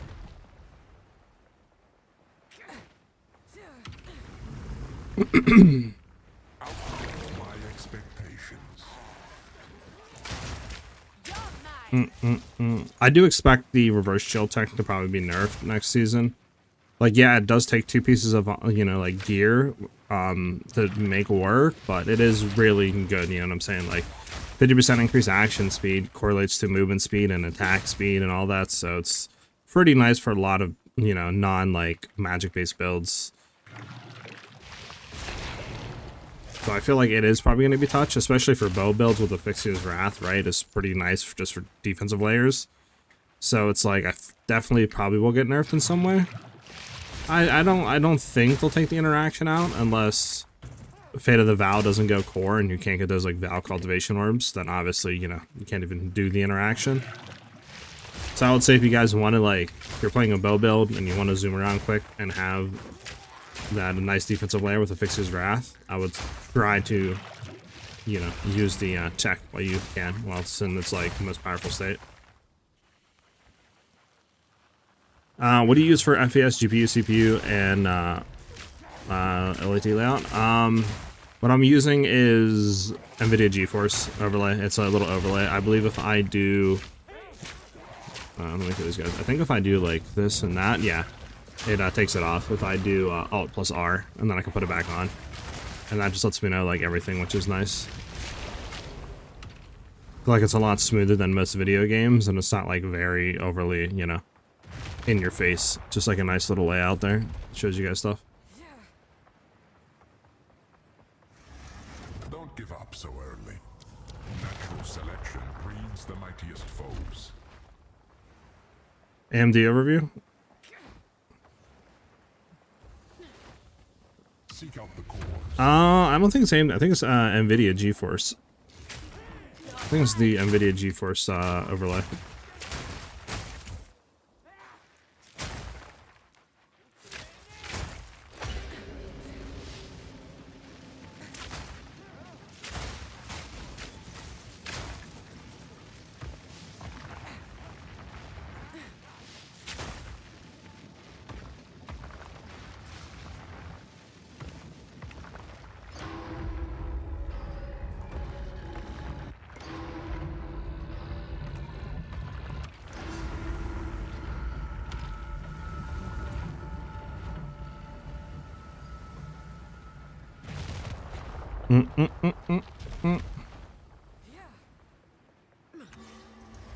Don't give up so early.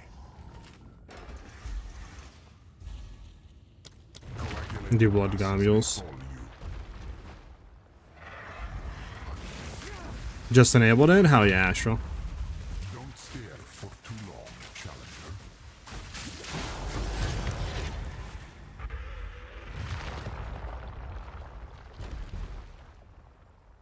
Trust me, you're not gonna regret it. I think it looks pretty clean. A true display of might. And then, like I said, if you don't like it, you can just boop, turn it off, right? Alt plus R. Then you want it on, boop, turn it back on. Leave naught but corpses.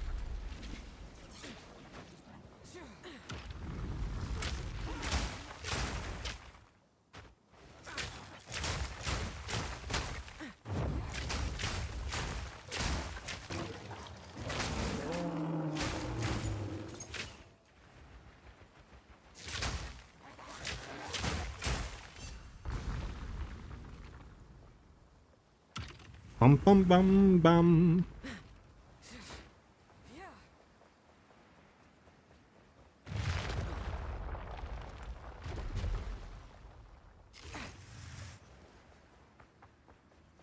Started your ranger? Hell yeah, man.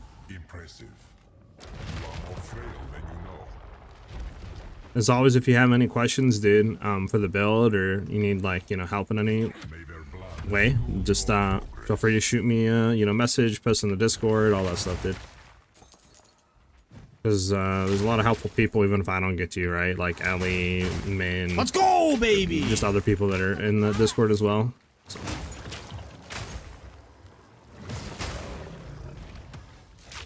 My boy Legion with the 5 gifted subs. Much appreciated, brother. Let's get some W's in the chat for the boy Legion. Thank you very much, dude. Glad you're enjoying the stream.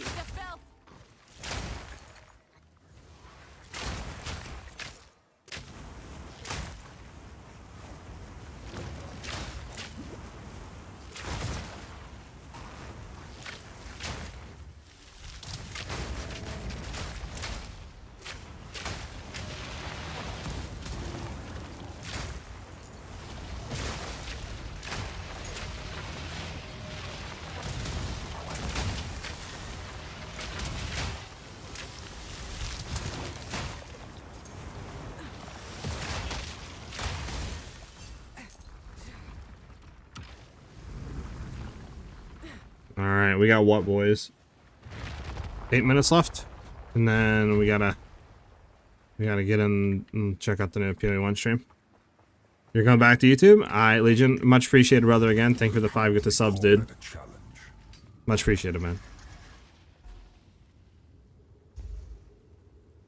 Suffer the elements.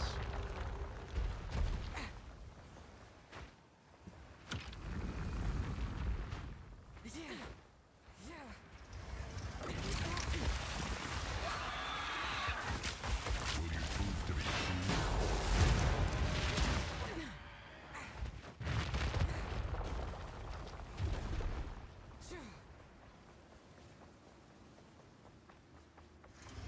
A true display of might. The elements Bum bum bum bum bum bum bum bum bum bum.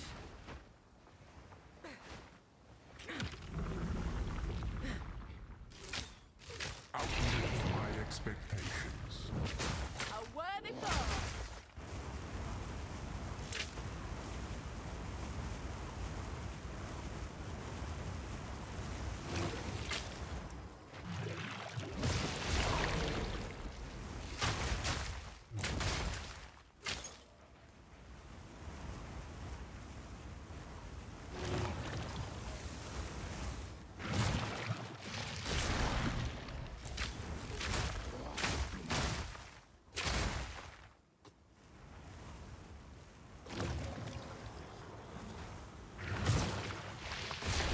Bum bum.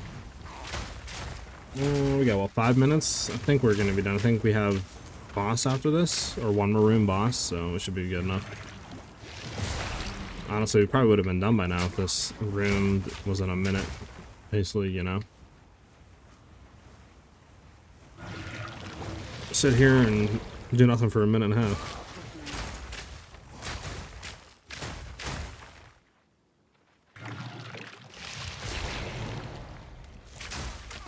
Come on.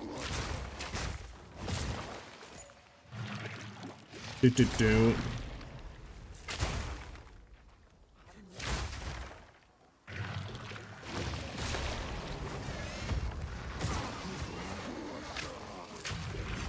Come on. Here we go.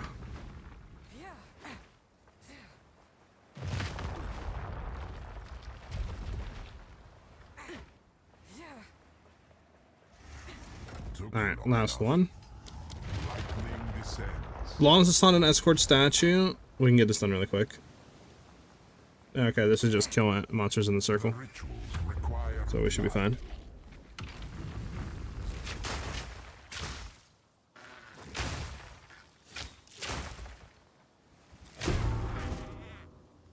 Only 22% quality. Nah, I'm good.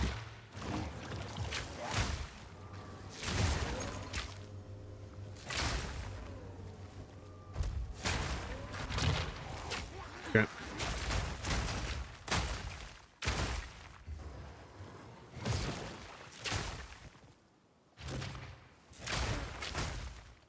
Bum bum bum.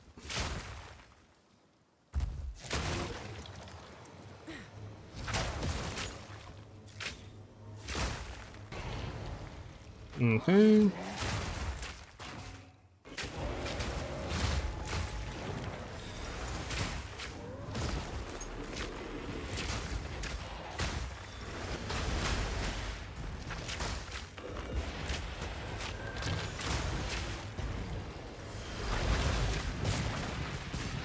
All right.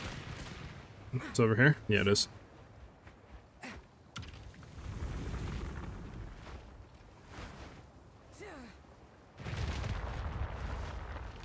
Bum bum bum bum.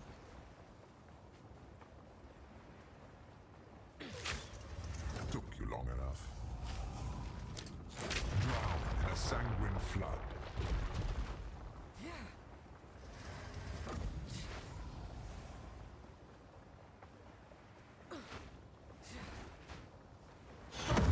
I'd be wary of its breath if I were you. Take your prize and go. All right, let's go kill the final boss.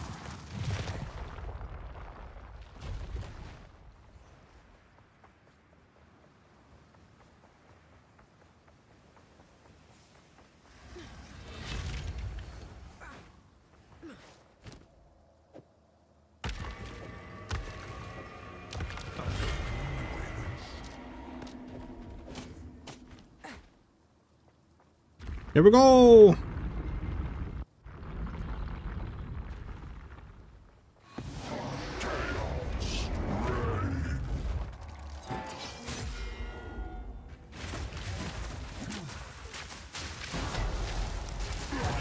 All right, there we go, chat. Is finally over. See if we get it. Come on, Adorned. Give me Adorned. And my service continues. Unfortunate. We got another tribal mask. Ugh.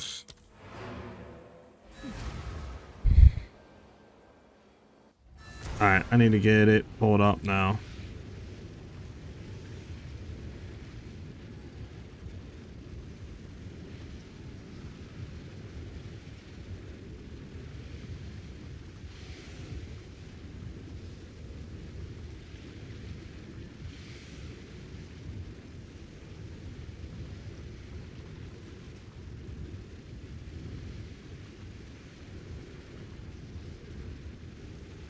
I'm getting it hooked up. One second, chat.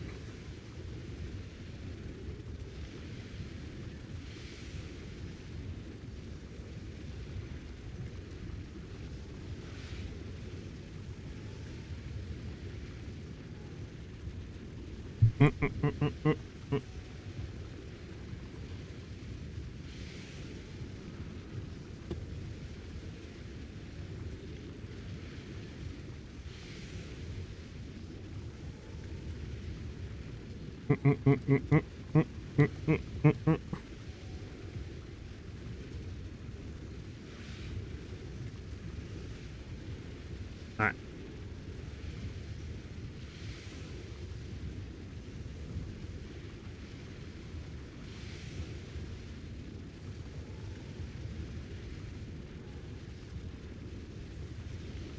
today's live stream. Let me know if you you'll guys be can able hear to this. claim your Mirage weapon effect by following the instructions below. Now, first things first, let's roll the trailer for Path of Exile Mirage. The Jinn. They were bound to serve, but not to suffer. The Afarod assault our land. Let me know if it's too loud or not. My Jinn in an astral plane. I think so, Break Legion. I think their Adorn does, but I chains. could be wrong. Rescue them, and you will be granted a wish. Players in Mirage have Soul Eater. Okay, interesting.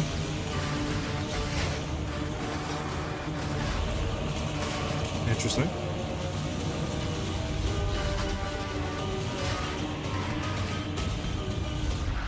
An ancient evil yearns for his freedom. We must keep him in the dark.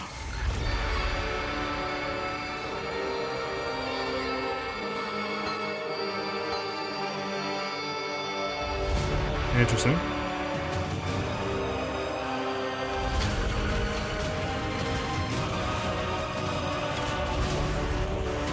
Exceptional support seems interesting.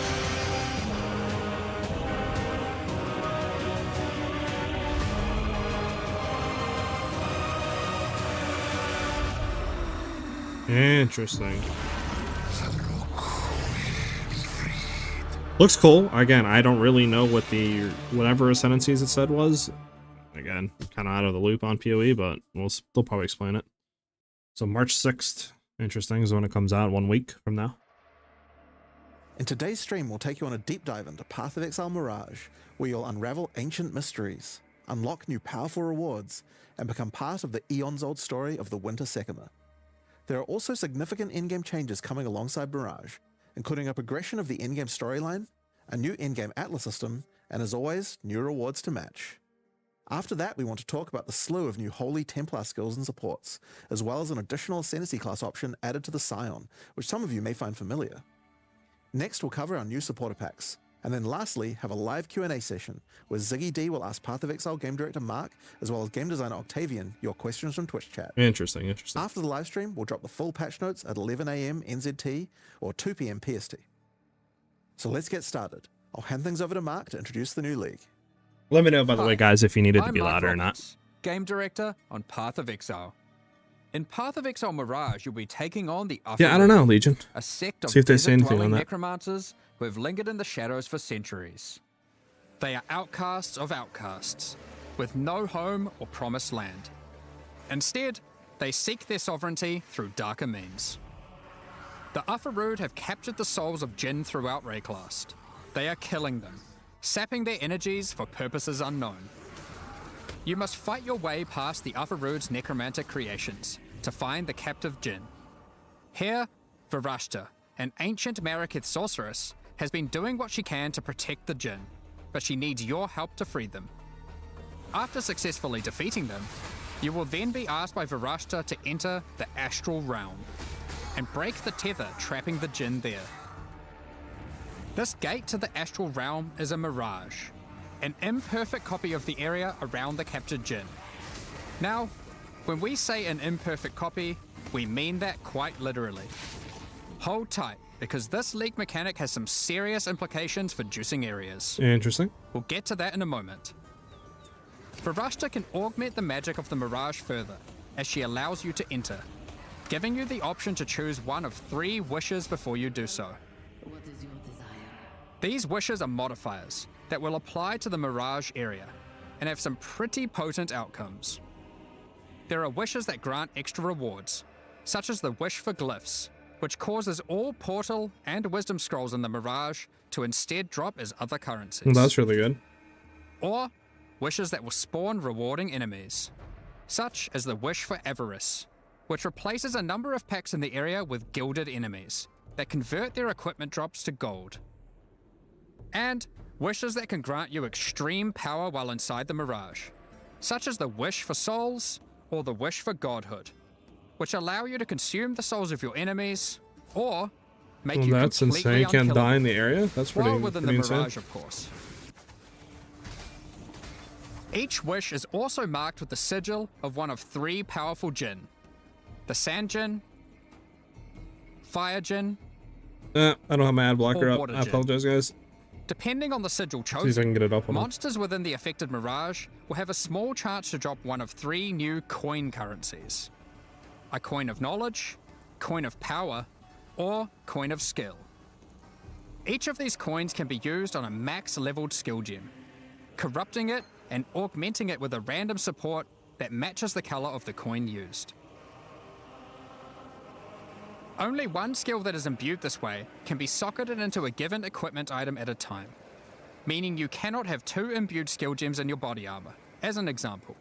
Choose what you wish That's one of the rewards, but let's get back to the area-to-area mechanic. for you. Once you've made your choice of wish, enter the Mirage and fight your way through the monsters and astral hazards to find the tether holding the Jinn. Shatter this chain to free the Jinn, step by step weakening whatever dark plans the Ufarood may have for Rayglast.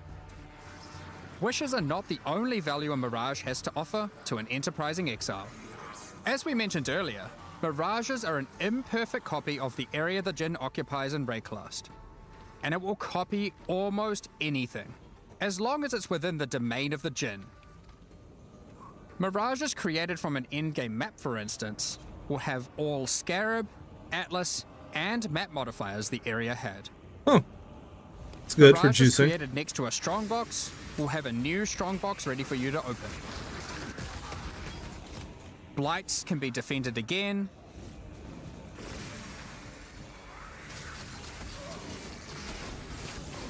Legions fought once more, and so on. Effectively, you get a portion of your map to play a second time, and everything you did to enhance the content of that map applies in the Mirage too. These recreated copies of League mechanics, however, have been warped into reality by the power of the Mirage. And this has some side effects. For one, a recreation may not be perfect. The factions of a Legion may differ from the one the Mirage copied. Or, the variety of strongboxes may change. More importantly, the mechanic may be empowered, with new threats and rewards that are customized to each mechanic and are only available when doing that mechanic in the Mirage. For example, ultimatums recreated in Mirages will have new threatening modifiers added to the usual pool. Restless Ground can raise slain enemies to fight again, or Quicksand will grasp at your ankles. Okay. As a reward for these new threats, That's cool. Mirage ultimatums can provide the new Sinistral or Dextral catalysts. Okay, my ad blocker's not These working. catalyze jewelry with Fudge. increased effect of either prefix or suffix modifiers. Hey, what's up, Zarek? As you can How you doing? imagine, there's a lot of potential here. Another example is that Kalgurin ore recreated in the Mirage has a chance to be replaced by a Thaumaturgic Hourglass, a powerful magical device that your Kalgurin friends can mine in order to obtain vast quantities of Thaumaturgic dust. Blight encounters recreated in Mirages have one of their lanes replaced by Ufarood enemies, infested with Blight. This lane can reward a new base type, the Cord Belt. The implicit of this belt allows it to be anointed, causing it to grant a passive tree notable of your choosing. Well, that's kind of broken. That's actually really broken. As a quick note, Imprisoned Jinn will generally be near the content they can empower in the Mirages, so you don't need to worry too much about getting lucky with where your content generates in an area. As the campaign doesn't generally contain too much additional League content for the Mirages to empower, we've gone and added a whole bunch that will force spawn near the Jinn, so your campaign experience will double down on being more action-packed and rewarding. Now, of course, Okay. if you're traveling through Mirages, encountering new enemies, and slaying them, you can expect to find some new uniques. The Ufarood are not only torturers, but thieves. To be honest, I and have don't really over know the centuries a whole lot stolen what I'm away looking at. priceless Maraketh artifacts. some of this stuff. Using their powers of rot and disease, they have twisted these items to suit their own purposes. Flesh Render is one such artifact, an ancient and exquisite Maraketh blade that has been tarnished and befouled. Its rusted and jagged edge is perfect for poisoning and withering your enemies. However, Varashta has in her command the power to restore these once lost Maraketh treasures to their former glory. Acquiring a coin of restoration by slaying monsters in Mirages allows any unique obtained from the Afarud to be transformed into its Maraketh counterpart, its glorious original form. Flesh Render, for example, transforms into Sky Sunder, the original Maraketh blade that radiates with the glowing heat of the desert sun. When you ignite monsters, Sky Sunder reflects that ignite back to you, which proliferates to nearby enemies in a massive area. That's cool. If you meddle with the affairs of the I like Afarud that. for too long, though, Like 2 uniques in you one. may draw the ire of the Mirage League's new endgame boss, Suresh of the Weeping Black. Suresh also has a set of powerful, Okay. exclusive items. I need to find a new ad blocker. Yours for the taking, if you're able Any to defeat him. suggestions, chat? So that's the Mirage League. Now, to face all the new evils, you might want some righteous skills, some holy skills. In 328, you'll have access to a slew of new options to bring divine devastation and return the faithless to their rightful graves. Hey, what's up, CJ? We're also introducing some supports to go with them, as well as some new transfigured gems. Let's go over a few examples. With Holy Hammers, you slam the ground to call down a Hammer of Justice from the sky. If this hits an enemy, an additional Holy Hammer will cascade forwards, which itself can further cascade, and so forth. Expending a power charge when using the skill will call down an additional 2 hammers, which can also cause cascading slams. The more numerous your foes, the more instruments of holy judgment. That seems cool. Sweep is an old skill. In fact, it is so old that it's one of the very first skills ever implemented in Path of Exile, over 15 years ago. Jesus. It's been long overdue for some attention. With 328, it has been reworked into Holy Sweep. This skill converts some of your physical damage to lightning, with shiny new effects to match. Some enemies struck by the initial sweep will have hammers of light batter them from above. These hammers cause area damage where they land, so clustered enemies are demolished by repeated impacts. When successfully hitting an enemy with Holy Strike, you'll summon forth a floating holy armament, a glowing mace that follows you closely. These weapons are minions, and will attack with Holy Strike themselves whenever you do. These holy armaments will copy the stats of your main hand weapon Any to dagger deal their skills? damage. Sword skills? For holy Stand stuff? against your foes with Shield of Light, a retaliation skill which will allow you to unleash a cone of holy light upon enemies after blocking a hit with your shield. Additional cones of light will also pour forth from your nearby allies when you hit with the skill, allowing you to recruit your holy army to create purging light. Divine Blast emits a beam of holy light from your shield, coalescing into a hovering ball of energy. A YouTube few Premium? moments I don't later, think that's this on unstable YouTube. I'm on orb Twitch right now. I don't bursts, think they live stream exploding YouTube, outward with divine power. sadly. Hello supports melee attacks, causing them to inflict a new debuff, Hellowing Flame. Hellowing Flame builds up as charges on enemies, getting consumed when attacked. Consuming a stack of Hellowing Flame gives the attack that consumed it a significant amount of extra fire damage, but only those who did not inflict the Hellowing Flame are able to consume it.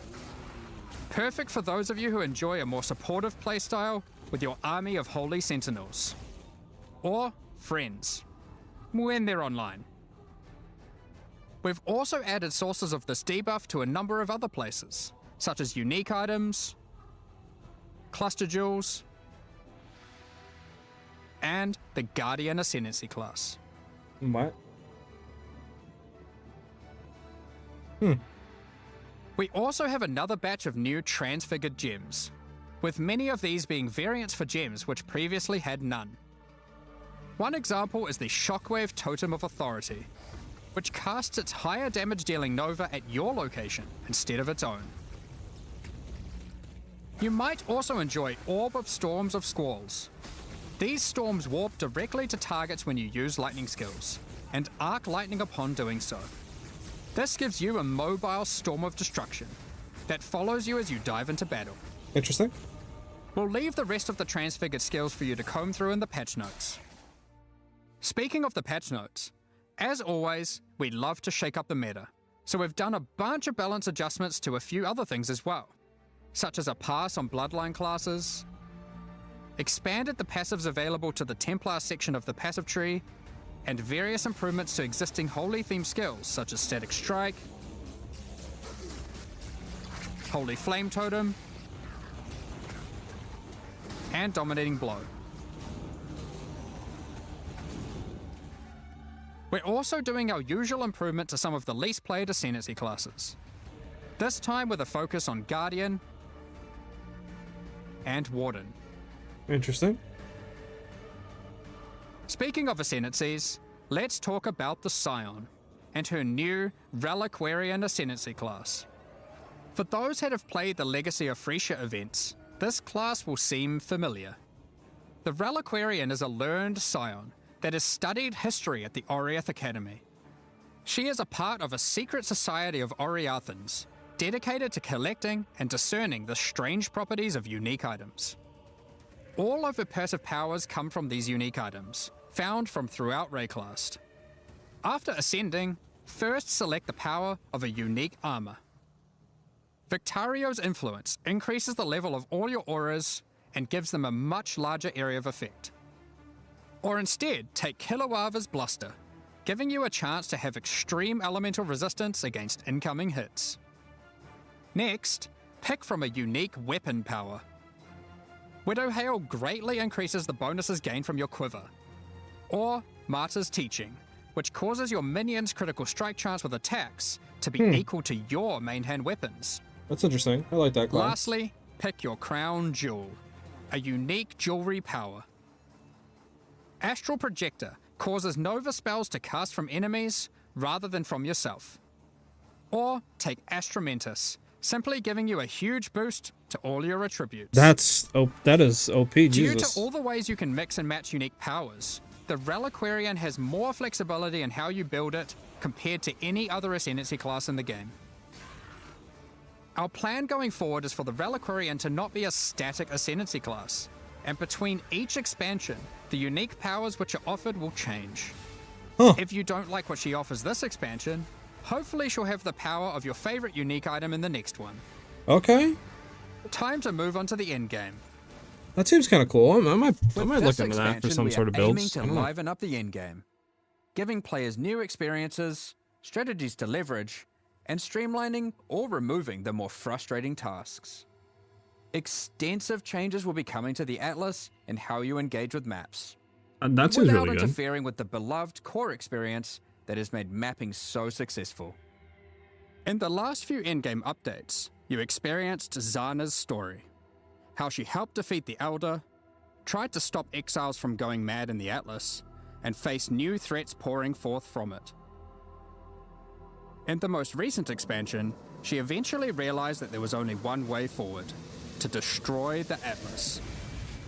Zana's recent actions have now weakened the already strained and tattered edges of its realities, reshaping how we interact with the Atlas entirely. To explain how this changes your interactions with the Atlas, we first want to establish some context while having a bit of a trip down memory lane. Okay. 27 expansions ago, back in Path of Exile 3.1.0, The War for the Atlas, we had a mechanic on the Atlas where the Shaper and Elder were engaged in war. This manifested as influence regions on the Atlas that affected specific maps. The ever-changing influence regions made the Atlas feel more like a physically connected space, rather than just a fancy way of visualizing a checklist of completed maps. However, one of the main frustrations with this mechanic was that you constantly needed many different specific maps in order to manipulate the influenced regions. We realized we'd love to again have mechanics that manifest physically on your Atlas, but we'd have to address the issue of always needing those specific maps. The first major change we'll be making to solve this is divorcing map items from specific areas. As an example, instead of having a Mesa map, you will now find, say, a Tier 10 map. To open a Mesa map now, Just locate and select Mesa on your atlas, put in your map item, click activate, and you're good to go. Okay, I like that. That Mesa may drop a tier 11 map. You can then immediately return to your map device, which will default to the last map run, and then run it again. Or choose a new map to use it on. It's your choice. Okay. This is one of the many benefits to this change, which is that if you're the type of player who enjoys chaining the same map over and over, or the type of player who prefers to jump around, it is equally easy to do either strategy or even switch between them at a moment's notice. For example, if one day you're farming burial chambers, hoping to eventually get a headhunter from divination cards, and you decide you need a change of rhythm, you can seamlessly swap to your boss farming atlas tree and spam Mesa for peak boss killing efficiency. Up until now, this would have required having some Mesa maps stashed, setting all your favored maps to Mesa, or doing a whole bunch of trading. You'll also notice that the structure of the atlas has changed. If you haven't played in a while, here's a look at it before and after. You will now begin at the center of the atlas, with each corner housing one of 4 voidstone slots. Interesting. In addition, all content accessed from your map device now exists physically on the atlas, so you can see everything available in the endgame as you reveal the Fog of War. This also means that all unique maps are now present on the atlas, including some old favorites that are appearing for the first time. Don't worry though, you don't need to complete Hall of Grandmasters every league. You now gain 1 atlas skill point per unique map completed, up to a maximum of 10. Given there are around 20 unique maps, you only need to complete the half you want, if you can get your hands on them. Note, you aren't losing any atlas skill points. These have been moved to new places, and actually, you can get more than before. Due to Zana's actions, Egan now has a new goal and is determined to stop Zana's destruction by making use of a mysterious new discovery: arcane astrolabes. Zana is currently traversing the threads that weave the atlas together, severing them. With these new astrolabes, Egan is able to trace her movement, but using them causes dangerous side effects. When you use an astrolabe on a map on the atlas, a shaped region will manifest itself in that quadrant, affecting many of the maps within it.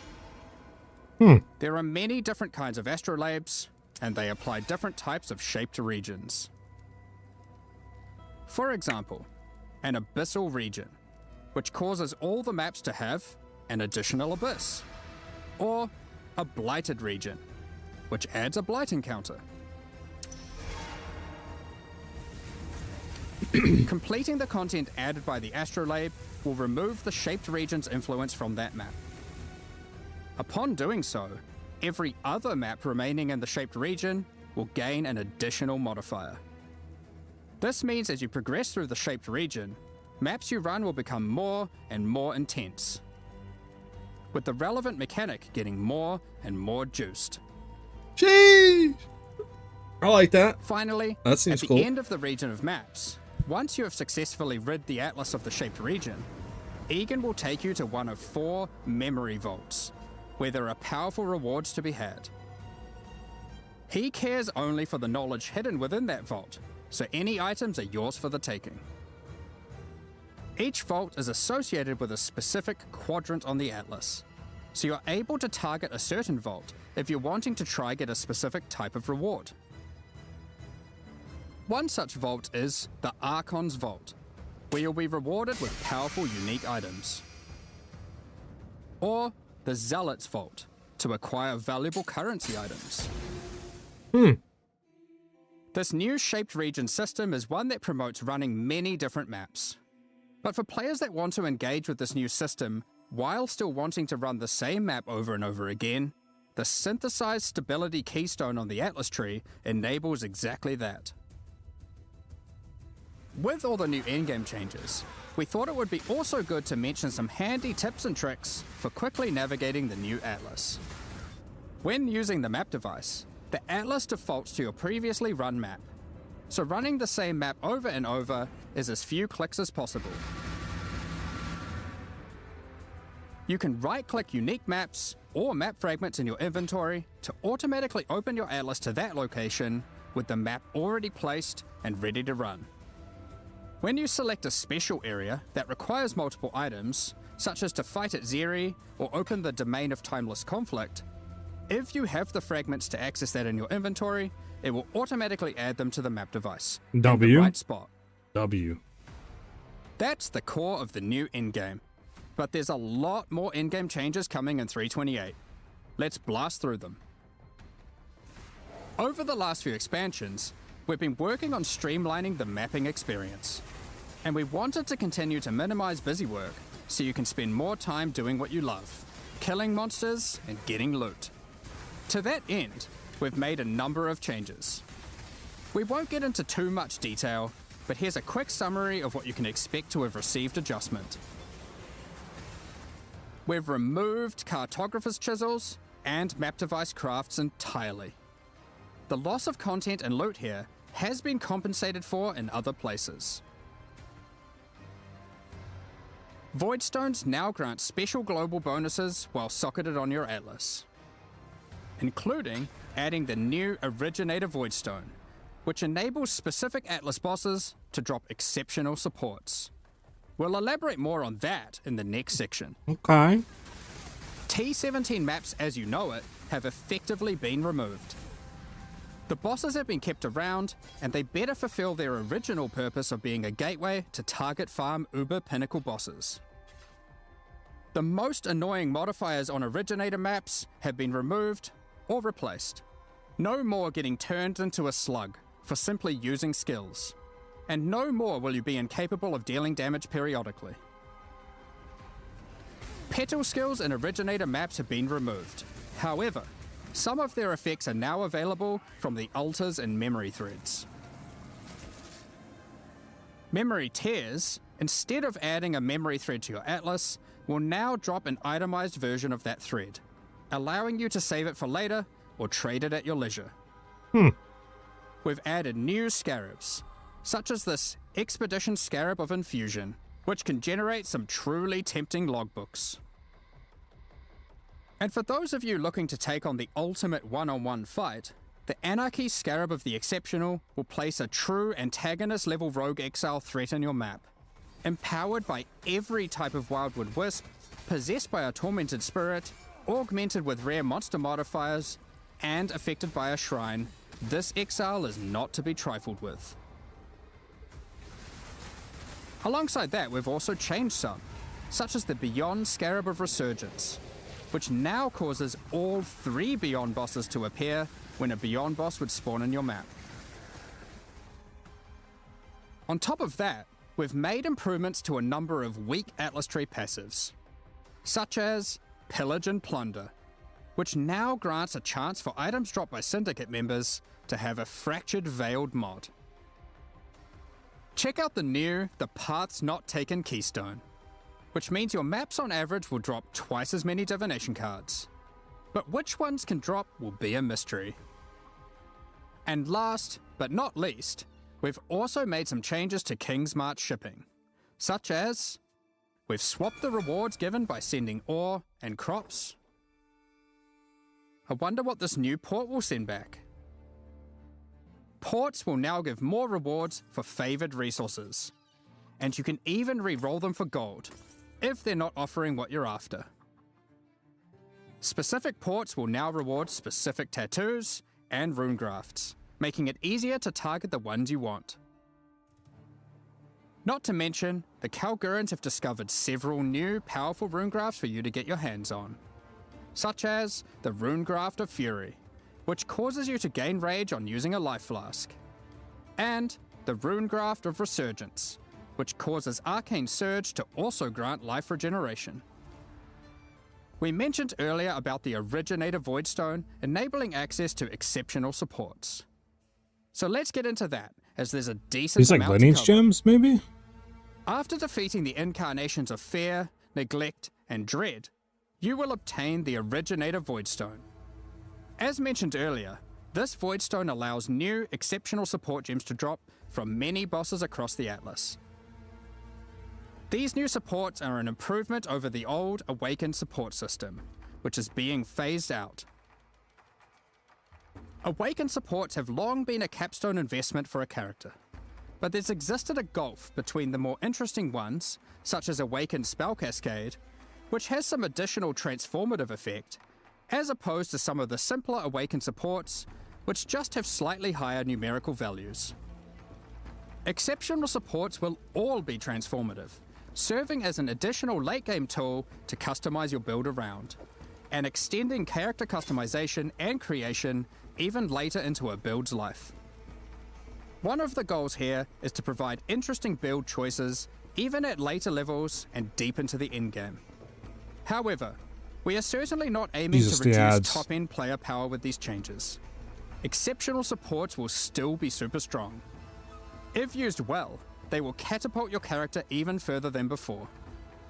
So, how many are there, and what exactly do they do?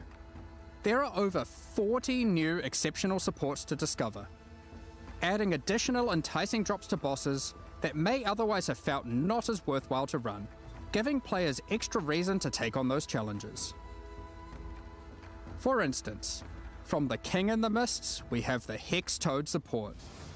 This support creates areas of swampy cursed ground, which spawns toads that bounce towards enemies and then explode, dealing chaos damage. From the Uber Elder, we have the Void Storm support, Oh my god, which that looks causes your dope. raining attacks to create celestial storms of energy that grow over time, Oh my god, that looks detonating as dope. you approach for massive damage. Defeating the incarnation of Neglect may win you the Frost Mage support. Similar to the existing Archmage support, you are rewarded for stacking mana to enhance your spells with extraordinary cold damage.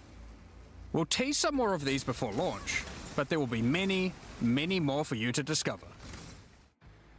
Keepers of the Flame is coming back. However, we do know that many players have issues with the walls in Hive encounters. In order to address these concerns, we'll be making a number of changes. One of the biggest problems is that walls would block your projectiles, meaning that when a hive randomly spawned in your map, it would make it harder to clear. In order to prevent that, walls and hive encounters will now be destroyed by any damage. But we also wanted to make sure we reduce the visual clutter they cause. Hives and their walls are now smaller. To allow players to engage with hive encounters quicker when they do want to help Aelith, we've added a new Atlas passive which drastically increases the detonation area of unstable burrows, causing them to reliably chain react and destroy the majority of remaining walls. For those who don't want to deal with the walls at all, there's now a pair of keystones that allow you to block hive encounters or unstable breaches, if you want. Now that this is a core league, we don't want you to have to grow your Genesis tree from scratch on every league start. So now, each womb gift slot is already usable by default, and access to the Monastery of the Keepers will be gained by finding Aelith starting in Act 6 Mudflats. Now with Atlas Tree and Scarab support, you can have multiple unstable breach encounters active in a single area, for maximum ruckus. Speaking of Atlas Tree and Scarab support, we've added plenty. Here are a few examples. The Massing Forces Atlas notable grants a chance to have additional unstable breaches in your maps. The Breach Scarab of the Marshal guarantees a breach boss or hive fortress, while the Breach Scarab of the Incensed Swarm replaces all of Aelith's skills with Enrage the Hive, increasing the difficulty and reward from hive monsters in all subsequent waves. Graft items will no longer exist, but we've moved several of the graft skills to new exceptional supports, such as Interesting. the Hiveborn support, which summons an army of breach minions to do your bidding when you use a supported offering skill, and the Foul Grasp support, which calls forth a field of grasping breach hands when you recall brands, exploding for heavy lightning damage when enemies approach them. We're looking forward to seeing how these improvements and additions are received, alongside a lot of what Keepers also has to offer. From the new bosses in I their think good bloodline, changes so far. I mean, I through haven't to seen the anything Genesis bad. tree and its many different But I haven't been crafting saying options, much about it. like Foulborn Uniques. To be honest, I Also, don't with really, its new narrative, not in there we like look I am forward to PoE 2, so extrapolating on all of I don't know this how good these and changes learning are more about overall to Lilith, the core game. Highborn, and its Breach Lords in the future. But it looks good to me so far. That covers all the new content we're adding, and that was a lot. From a new in-game system, several new reward types, new ways to juice maps, all of which you can double up in the new Mirage League, and all that alongside a suite of new holy skills, a new ascendancy class, and an insane amount of new character customization in the endgame. However, an important part of Path of Exile expansions is making sure there is a continued effort to improve quality of life. So let's get into that now. You can now favorite trades on the currency exchange. This consists of selecting 2 currencies that you want to be able to trade between with a single click, and setting them as a favorite trade. Favorite trades will appear by default on opening the currency exchange, and will still auto-suggest a ratio based on recent trade data. A further improvement to the currency exchange is the ability to open and interact with your stash while you have the exchange window open. Now, when trading in a full set of divination cards, it will automatically be handed in to become the resultant item.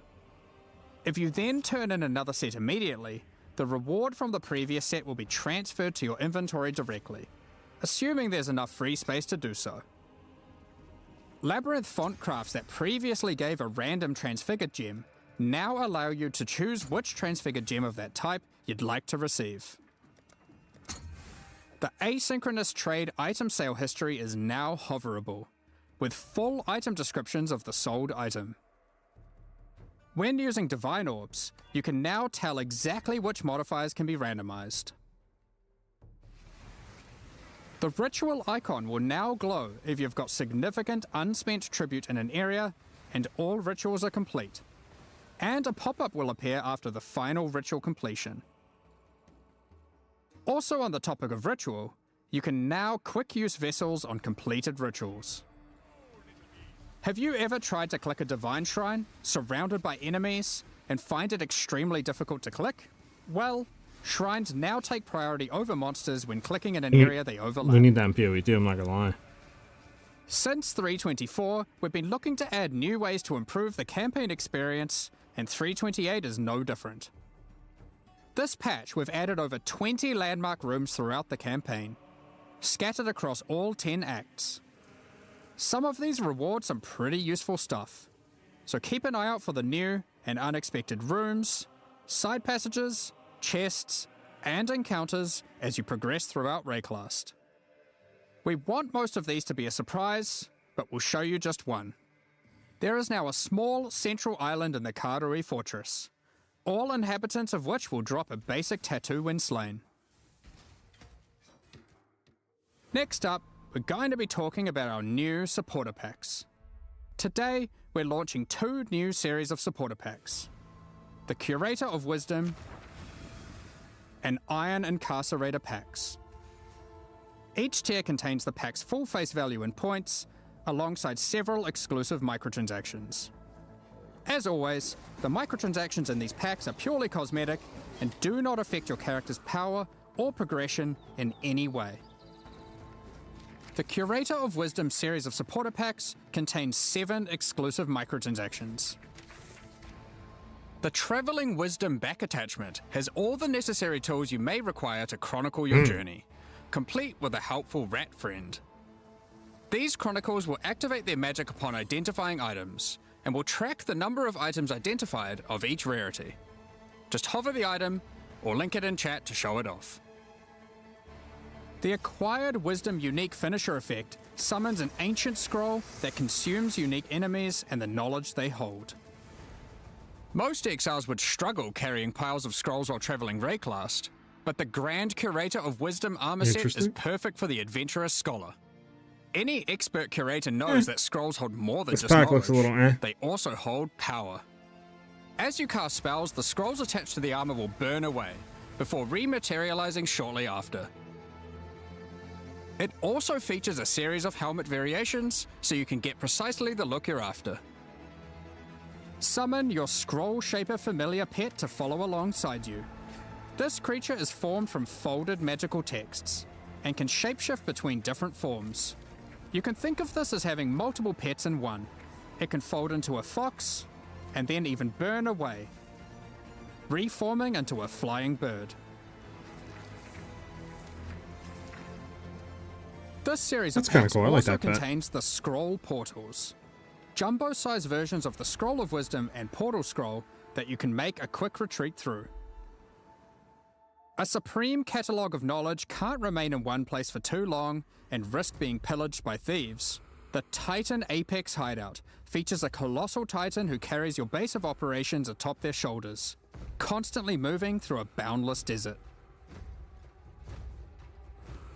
The Iron Incarcerator pack also contains 6 exclusive microtransactions. The Incarcerator's Restraints back attachment features stockades that were used to immobilize prisoners by binding them to the earth as they were tortured for their wrongdoings. Shackles envelop your choice of torturing device when using the Chains of the Incarcerator weapon effect. These chains shatter into links as you batter enemies. Make your way through Red Class as a walking penitentiary, intimidating your enemies with the elite Iron Incarcerator armor set. After a long day of tracking down criminals, step into the Iron Maiden portal to retreat to your torture chamber. It acts as a great deterrent for would-be intruders. This peculiar creature was a favorite amongst incarcerators. They would be sent into the midst of prison riots to mesmerize and control the toughest of minds. Use their talents to charm other players' pets, causing them to abandon their owners and follow in line behind you instead, at least until it wears off. What better way to execute prisoners when your torturing has depleted their value? Harvest their souls to fuel this map device, condemning them to eternal incarceration. That's kind of mean. Your kills within the map are also recorded based on the rarity of the monster. You can choose to pin an execution session that you're satisfied with on this miniature leaderboard, which is displayed for all that dare enter your hideout. Additionally, all microtransactions from these supporter packs will be made available for use in Path of Exile 2. Okay, that's cool. Thank you I so like that they much do that. for your ongoing support. We're just about to start the Q&A with Ziggy D. Afterwards, we'll post the full patch notes for Path of Exile Mirage at 11 AM New Zealand time, 2 PM Pacific. With release at the end of next week, our community team will be posting crucial information you'll need for the release. Keep an eye on the news.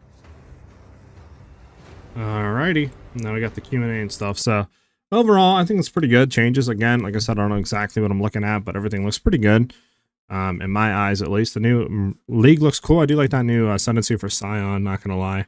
And the new exceptional supports, like that Void one they showing for the bow, looks pretty insane, I'm not gonna lie. But sadly, that's all the time I have today, guys.